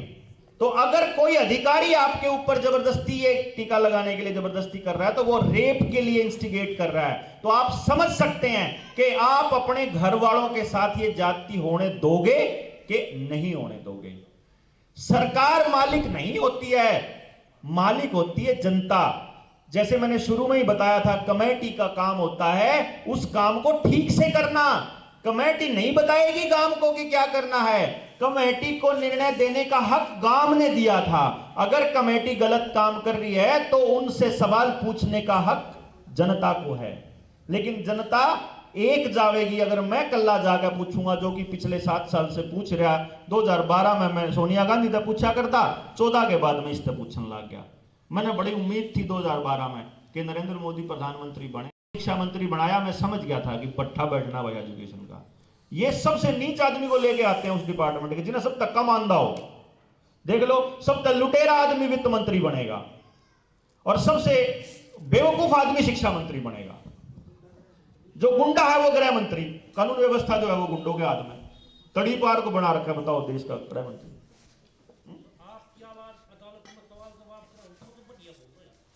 ऐसा है जी, जानकारी अलग चीज होती है, बढ़िया बोलना अलग होता है। बढ़िया जिंदगी हुई कि नहीं हुई ये इंपॉर्टेंट सवाल है। आप लोगों की जिंदगी बेहतर हुई या खराब हुई ये सवाल है। बढ़िया बोलना तो मैं भी बतेरा बढ़िया भाषण दे दूं, ठीक है ना। तो बढ़िया बोलना नहीं होया करता, बढ़िया बोला बोला मजबूत प्रधानमंत्री, बोला कुश्ती करवा लो ना, फिर बोला बढ़िया भाषण दे वाले, फिर पोषण प्रतियोगिता कराकर प्रधानमंत्री चुनने शुरू कर दो। भाई आपकी जिंदगी को आसान बनाने के लिए प्रधानमंत्री बनाया गया है, एमएलए एमपी आपकी जिंदगी को आसान बनाने के लिए बनाया है, ना कि आपकी जिंदगी को नरक बनाने के लिए।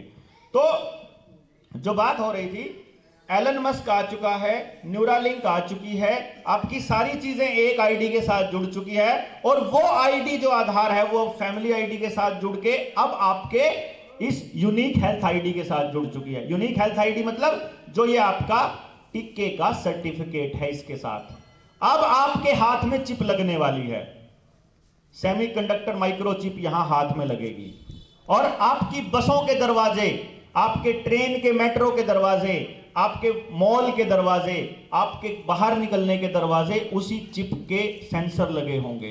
यानी अगर आपने वो नहीं लगवाई तो आपको नहीं घुसने देंगे। अभी तो शुरुआत किसकी है कि आप ये टीका लगवाओगे तो ये होगा, ये टेस्टिंग है कि आप कब तक नहीं बोलोगे, आप कब तक नहीं बोलोगे।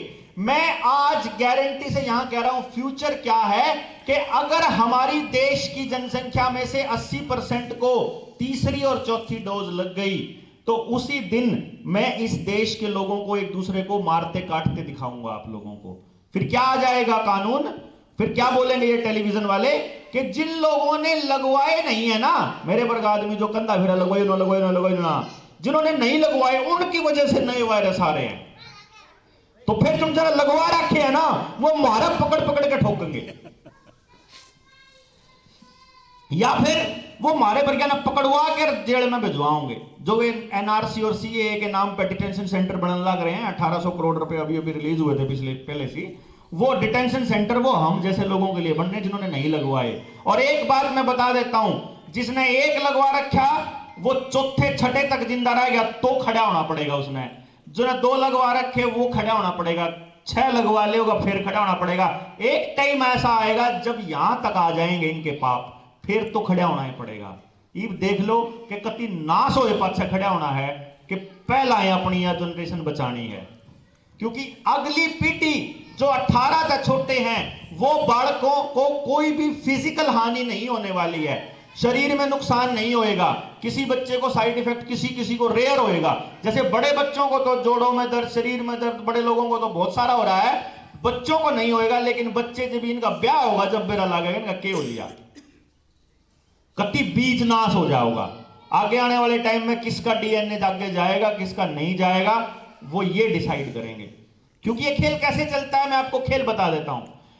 आधार कार्ड जरूरी नहीं है, सुप्रीम कोर्ट के मुताबिक आधार कार्ड कंपलसरी नहीं है कहीं पर भी जोड़ना। तो आपसे कोई अगर कोई डंडा करता है, कोई प्रेशराइज करता है, तो आप मना कर सकते हो कि मैं को नहीं आधार कार्ड देना, मैं मेरे बनवा नहीं रखा। तो जिस सर्विस के लिए ऐसी करें मैं फिर कोर्ट में जाके फिर लेकर आऊंगा, फिर उसने अगना भाई दो भाई इसने क्या हो गया आधार कार्ड नहीं है, तो मैं कहा नहीं है मेरे पे। अब वो क्या करते हैं, अगर आपने मोबाइल का कनेक्शन लेना है, आधार कार्ड दोगे तो गेल की गेल एक्टिवेट हो जाएगा, साथ के साथ सिम एक्टिवेट हो जाएगा।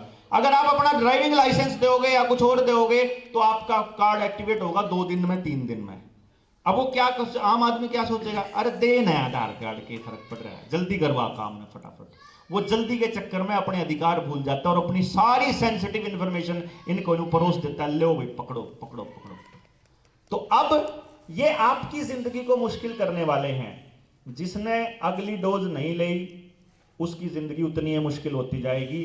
You will never be fully vaccinated, यानी कि आपको 2 लगने के बाद तीसरी का प्रेशर आएगा ही आएगा। तीसरी जब सबके लग लेगी फिर चौथी का प्रेशर आएगा ही आएगा, आता रहेगा, लगातार लगता रहेगा। और डॉक्टर भार्गव आईसीएमआर के डायरेक्टर जनरल पहले ही बोल चुके हैं कि दिस बूटी is not infection preventing, this is not preventing infection, यानी ये इन्फेक्शन को नहीं रोकती, दिस इज डिजीज मॉडिफाइंग, ये बीमारी को मॉडिफाई करने वाली है। यानी अब आप देख लेना आपको कौन सी भयंकर बीमारियां होने वाली हैं। आपके आसपास कैंसर के अस्पतालों की संख्या बढ़ चुकी है, आपके आसपास जो है वो ये आईवीएफ सेंटर्स बढ़ने शुरू हो गए हैं, हार्ट के मरीजों की संख्या डबल हो गई है, डबल से ट्रिपल हो गई है। और अभी जिसको ये अगली लहर कहने वाले हैं, वो अभी आएगी लहर जिसके अंदर ये 5G को फुल्ली रोल आउट करने वाले हैं। तो या अगर जनवरी के एंड तक इन लोगों ने कर दिया तो अब ये मरने शुरू होंगे, तो ये लोग कसूर किसका बताएंगे? इसका। और नहीं तो ये वायरस आएगा, फिर ये वेव आएगी, फिर यूपी के इधर पंजाब के चुनाव जो मार्च में होने वाले हैं, अप्रैल में वेव आ जाएगी, ये देख लेना आप। और आएगी वो 5G से और बताएंगे ये वायरस से, और आपके अपने बच्चे आपकी आंखों के सामने तड़पते हुए मरते मैं दिखाऊंगा अगर हम जिंदा रहे अगले 2-4 साल के अंदर। और ये इसकी वजह से होंगे जिसको ये बूटी कह रहे हैं, जिसकी कोई बीमारी नहीं है उसका इलाज कर रहे हैं जबरदस्ती। और जिन बीमारियां हमारे को सच्ची में जिनका इलाज हम लेना चाहते हैं उसके लिए कह रहे हैं पहले हम यू सर्टिफिकेट दिखाओ। कंप्लीटली तानाशाही हो रही है और आपको खड़ा होना ही पड़ेगा। आप नौकरी पेशा हो, नौकरी के लिए अभ्यर्थी हो, विद्यार्थी हो, घरा अनपढ़ हो, पढ़े लिखे हो, घरा बैठे हो, बाहर बैठे हो, कितने बैठे हो, सबको बोलना पड़ेगा, सबको सड़कों पे आना पड़ेगा। अब आपका नेक्स्ट प्रोग्राम क्या हो, जो मेरे हिसाब से कि आपको क्या करना चाहिए, हम लोगों को क्या करना चाहिए। सबसे पहले जितने लोग नौजवान बच्चे हैं, अगर वो खुद बचना चाहते हैं, अपने परिवार वालों को बचाना चाहते हैं, अपनी अगली पीढ़ी को बचाना चाहते हैं और अपने बच्चों को बचाना चाहते हैं, तो वो लोग सबसे पहले जानकारियां इकट्ठा करिए। खुद में ये विश्वास पालिए कि ये जो आदमी बता रहा है इसमें कितनी झूठ है और कितनी सच है। अगर मेरी बताई हुई बातें सच हैं, अगर वो दस्तावेज मैं आपको सारे दे दूंगा, जो भी मांगना चाहेगा आप में से, मैं नंबर बोल देता हूं, आप लिख लें, बाद में बोलूंगा, आप रुक जाओ, आखिर में बोल दूंगा। आप उन सारे दस्तावेजों की पूरी जांच पड़ताल करने के बाद आप उन दस्तावेजों को लेकर के घर घर जाना पड़ेगा अपने को। और ये सिर्फ इस सरकार को भगाने की बात नहीं है, ये आम आदमी को जागरूक करने की बात है कि आने वाली सरकार भी यही करेगी। मैं आपको ये बता देता हूं, क्योंकि अरविंद केजरीवाल भी इतना ही जोर लगा रहा है इसको लगाने के लिए, भूपेंद्र सिंह हुड्डा भी नहीं चूक कर रहा है, चौटाला फैमिली भी चुप बैठी है, बिश्नोई फैमिली भी चुप बैठी है, बंसीलाल भजनलाल कोई सा परिवार बोल रहा हो तो बता दो पब्लिक के लिए। इसलिए ये बहुत सोच लेना, सत्ता परिवर्तन या राजनीतिक लड़ाई नहीं है, ये लड़ाई एक्चुअली जागरूकता की और आजादी की लड़ाई है। तो आपको अपने परिवारों को इतना समझदार और जागरूक बना देना है कि ये पॉलिटिकली आपको कैसे बेवकूफ बनाते हैं, अधिकारियों के क्या क्या अधिकार होते हैं, नागरिकों के क्या क्या अधिकार हैं और उनके हमें क्या क्या करना, किस किस की कौन सी ताकत, और फिर इकट्ठा होकर कैसे लड़ना है। जैसे अभी ये लोग क्या करेंगे, स्कूल कॉलेज के अंदर जाने से पहले आपके वो सर्टिफिकेट दिखाना पड़ेगा। आने वाले वक्त में आपके स्कूल कॉलेज परमानेंट बंद होने वाले हैं। सीबीएसई ने मिलिंडा एंड गेट्स फाउंडेशन के साथ कोलैबोरेशन कर लिया है, और जो बिल गेट्स के साथ में सीबीएसई का बिल गेट्स के साथ भी कोलैबोरेशन हो गया है, और बाइजू ने आकाश को खरीद लिया है, इंस्टीट्यूट को। और स्कूलों के अंदर बड़े बड़े स्क्रीन आ गए हैं, आपके स्कूल में भी है, बड़ा स्क्रीन आया हुआ है इनके स्कूल में, 2 स्मार्ट टीवी आ चुके हैं, और ऐसे ही स्कूलों में टीवी आएंगे और बच्चों को टैबलेट दे दी जाएगी जो ये छोटे हैं, तो सारी पढ़ाई घर से होएगी। अब आपको कोई पूछे भाई अपने बालक ने तुम बाइजू से पढ़ाना चाहते हो, आकाश में पढ़ाना चाहते हो, या फिर सरकारी मास्टर में पढ़ाना चाहते हो, तो किसका नाम लोगे माँ बाप? बोला बाइजू आकाश से पढ़ाएंगे, मास्टर मुस्टर की जरूरत नहीं है, भाजो भाई हैं। अब पुलिस वाले ने तो आप लोग भाई भाई कह बात समझा लो, कोई रिश्तेदार लिखड़ा हुआ है, कोई जानकार लिखड़ा हुआ है, अगर उस जगह चेकिंग पर रोबोट बैठा होगा तो कैसे समझाओगे? जो सीडीएस था अपना विपिन रावत, उसको मारा गया था इसलिए क्योंकि जैसे यूपीएससी के अंदर बैकडोर से आईएएस की एंट्री करवा रहे थे नरेंद्र मोदी, और करवा दी, उसी तरह से वो आर्मी का प्राइवेटाइजेशन कर रहे थे। ऑर्डिनेंस फैक्ट्रियां बेच चुके हैं, 18 ऑर्डिनेंस फैक्ट्री बेच चुके हैं नरेंद्र मोदी, प्राइवेटाइजेशन करा था। उस प्राइवेटाइजेशन को रोकने के लिए, और इस जो ये बायो वेपन था जिसको हथियार बना के देश की जनता को बर्बाद किया जा रहा है, इसके खिलाफ विपिन रावत बोले थे। और राफेल जो डील थी उसका सौदा या तो उसको पता था अरुण जेटली को, या पता था सुषमा स्वराज को, या विपिन रावत को, या तड़ीपार को, या फिर इस आदमखोर को पता था। ये समझ लीजिए कि इस सरकार को बदल दोगे तो अगली सरकार ऐसी आएगी, कोई सी आओ, तो आपको अपने गांव के एक एक आदमी को समझाना भी पड़ेगा और वो जो गरीब आदमी जो बेचारा इतना अनपढ़ है या उसको इतना टाइम ही नहीं है, दिहाड़ी से फुर्सत है, वो काम करना पड़ेगा। उनके साथ जुड़े लोगों को, जैसे स्पेशली अगर आपके सरकारी स्कूल के टीचर्स हैं, उनको ये जानकारी दी जाए, वो उन माँ बाप को बुला बुला के समझाएं कि आपको फाइट कैसे करना है। कल को कॉलेज में जाने वाले किसी बच्चे के साथ अत्याचार होता है तो भी सबके गांव में जाना पड़ेगा। अगर किसी को कहीं घुसने ना दे डीसी दफ्तर में तो भी सारे गांव में इकट्ठा हो गए तो दो ट्राली परमानेंट खड़ी कर लो कि यह परमानेंट है। किसी ने भी कितने भी रोका तो गांव की 2 ट्राली चाल पड़ी है, उन्हें डीसी के पंखे जी पे पाट लेंगे। वो तरीके भाई 2 ट्रालियां तक काम चलता हो। ना सोचो ना, जाएंगे जाएंगे जाएंगे जाएंगे। आप ना जाइयो न, आप ना जाइयो न, मन्ने आना था के आड़ा है। मैं भी तो गांव का आदमी हूं, मैं आड़ा दूसरे गांव में भी आ रहा है, मेरे ढीठ आ रही, मैंने बेरा है। जिस दिन बेरा, जिस दिन डंडा हो, उस दिन आप भी भाजोगे, कड़क कह रहे हो तो फिर गांव भी आओगा। जिस दिन उनकी औलाद मरती दिखेंगे उन अपने आख्या का, वह भी आऊंगे। ऐसा है पहलम की और आज की बात में दिन रात का अंतर है। पहलम लोग अपनी आख्या का कौन मरे थे, अरे यू नरवाने में अपनी औलाद की लाश लिया 4 दिन बैठा रहा हो नरेश। कौन यू द्रेम आओगा। मैं बताने इसलिए लाग रहा हूं कि आज बताने लाग रहा हूं, तारा 6 महीने में समझ में आ जाओगी, साल में आ जाओगी। आज ना जाओ, 6 दिन में ना जाओ, अगले महीने ना जाओ, जाओगे। और मैं गारंटी तक कहूं तुम जाओगे, फिर भीड़ जाओगी। पूरा रेला देखियो, मैं दिखाऊंगा अपने दिल्ली का चलता होया पूरा देश कि क्यों कर नाश होगा कभी खड़ा, और मैं दिखाऊंगा होता होया। ना मानियो, नेगेटिविटी फैलाने वाले गांव में बहुत थोड़े लोग होते हैं, उनके चक्कर में पड़ने की जरूरत नहीं है, आपने भी नहीं जरूरत है। गांव में सिर्फ ऐसे 5-6 लोग हैं जो पॉलिटिकल पर्पज से या जिन अपनी वो करनी है, उनके चक्कर में नहीं पड़ना है। अपने गांव में समझाओ, जिसके समझ में आवे। मैं कोई धक्का कर सकूं आपकी गिल्ला, मैं क्या अपने धक्के से लेकर जा सकूं? मैं केवल बता सकता हूं आप लोगों को, जाना जाओ, ना जाना ना जाओ। मारे तो फिर भी टिक्का सब ताखिर में लागेगा मेरे परिवार का, तो मैं तो फिर भी बताने लग रहा हूं। कत्ती जमानू पकड़ के गाड़ में पकड़ के अगले कहे हैं कि मॉल में नहीं जाने देते, टाल मारांगे भाई, यो नहीं मिलता, टाल मारांगे भाई, यो नहीं मिलता, टाल मारांगे। हम नहीं चंदे कुछ फाइट करने लग रहे इंसानियत ने बचाने खातर। पहले दिन से लेकर 2 साल से भौंक रहा हूं मैं ये बात कि तुम्हारे साथ ऐसा होने वाला है, होने वाला है, मान लो रे मान लो। जम्मू कश्मीर के अंदर जिस दिन पहली बार घर में घुस के टोकन लाग रहे थे, आसाम में पहली बार जिस दिन घर में घुस के पुलिस वालों की मदद लेके टिक्का लाने लग रहे थे, उस टाइम पे कहूं था उनके लिए बोल लो। फिर आ लिए मध्य प्रदेश तक, आलिए हरियाणा तक, और देख लियो घर में बढ़ेंगे। घर में भाई साहब, ऑस्ट्रेलिया के अंदर कानून पास हो चुका, बकायदा सरकार की नोटिफिकेशन आ चुकी है कि जो आदमी टिक्का लगवाने मना करे उसकी प्रॉपर्टी जब्त कर लो। ऐसी कौन सी बीमारी है भाई जिसके लिए प्रॉपर्टी जब्त करने का कानून पास होने लग रहा है? भाई साहब, मामले की गंभीरता को समझ में नहीं आ रहा आप लोगों के। मेरा इतनी भड़क इसलिए हो रही क्योंकि मेरे समझ में आ रहा है, क्योंकि मैं इस गंभीरता को समझता हूं। जो उनसे अपने नौकरी बचाने के चक्कर में अपने शरीर के साथ रेप करवाने लग रहे हैं ना, वह रोएंगे अपने आखिर के दिन में, बताने लग रहा हूं। मैं लपेटे जाऊंगे सारे के सारे, उनका कति मैं अपनी आंखें आके दिखाऊंगा, कति नाश होगा। इसलिए मैं ये बता रहा हूं कि भाई साहब, आप अपने गांव को जगाओ, आप बताओ, अगले के समझ में आओ कि ना आओ। मैं यहां आके अपना फर्ज पूरा करने लग रहा, मन्ने बेरा था, मन्ने आप लोगों को ना बताया होता तो मैं कसूरवार हूं। अगर आप अब आगे नहीं बताओगे, आप अपनी जानकारी इकट्ठा नहीं करोगे तो आप कसूरवार हैं। आप जाकर के बताओ, अगली मीटिंग रख लो, सबके गांव में बुला लो, सारी बात डिटेल में फिर बता दूंगा। दूसरे गांव में मीटिंग हो, 100 गांव है हमारे पे, 3 लाख लोग ओटे कौन जा हरियाणा के इन पे परमानेंट डेरा गाड़ देंगे।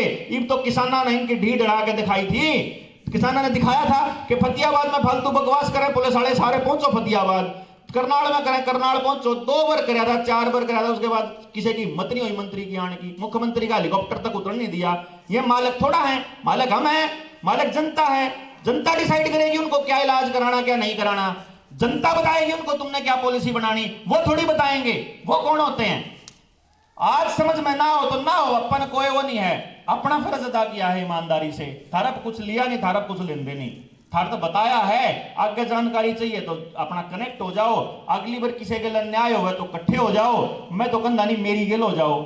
आप तो घर तक लकड़ रहे हैं, जब रॉकेफेलर फैमिली, रोथस्चाइल्ड फैमिली, जब बिल गेट्स और जब मैं इतना आदमखोर तड़ी पार का हूं तो उसे दिन मैं अपनी लाश के वारंट पे साइन कर दूं। उस दिन कदम सोचते हो हम मैं जिन आदमियों के खिलाफ बोल रहा हूं, मैं तो कफन सिर पर बांध के लेकर के बोल रहा हूं, क्योंकि मैंने न्यू बेरा है कि भाई आज 4 आदमी अपने न्यू बता दिया इनका तो काल न मारेंगे तो कम से कम मेरी औलाद ने तो संभाल लेंगे हैं, और नहीं भी संभालोगे तो भाई साथ उम्मीद में भी नहीं है। अपन ने माना कि इंसान होने के नाते मेरा जो फर्ज था कि अगली पीढ़ी तक समझा दा।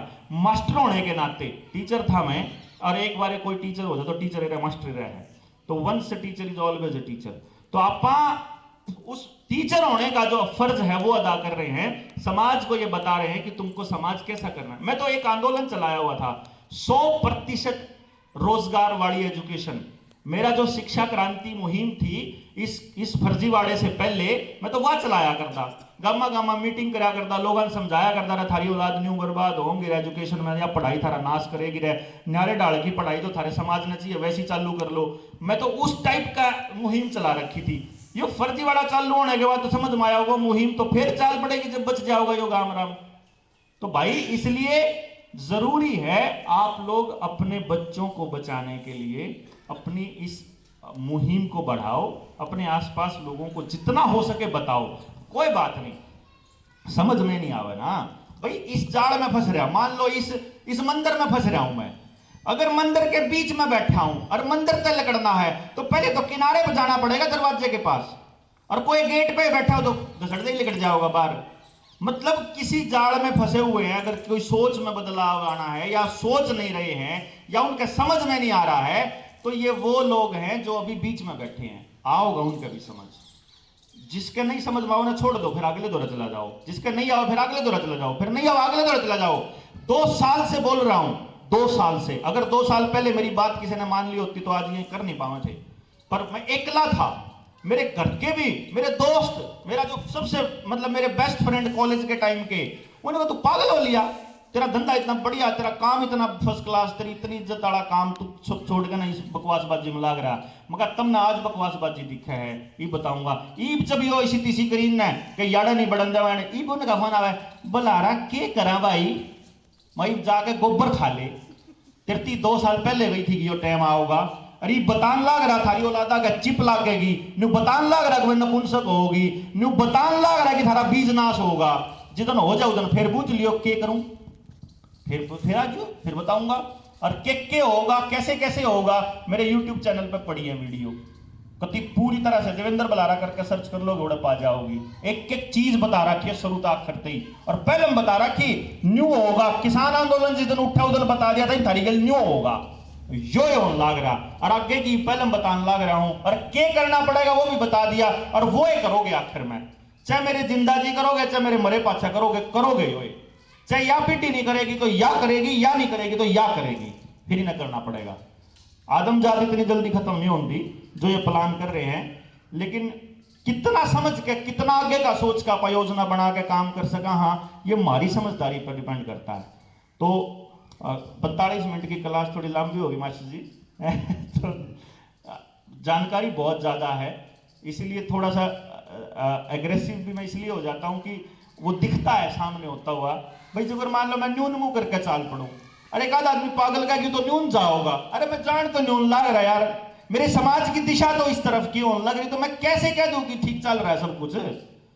समाज की दिशा मैं आपके सामने रखने आया हूं, सरकारों की नीयत बताने आया हूं, सरकारें जिनके काबू में हैं, पॉलिटिकल पार्टियां जिनके काबू में हैं, मैं वो बताने आया हूं।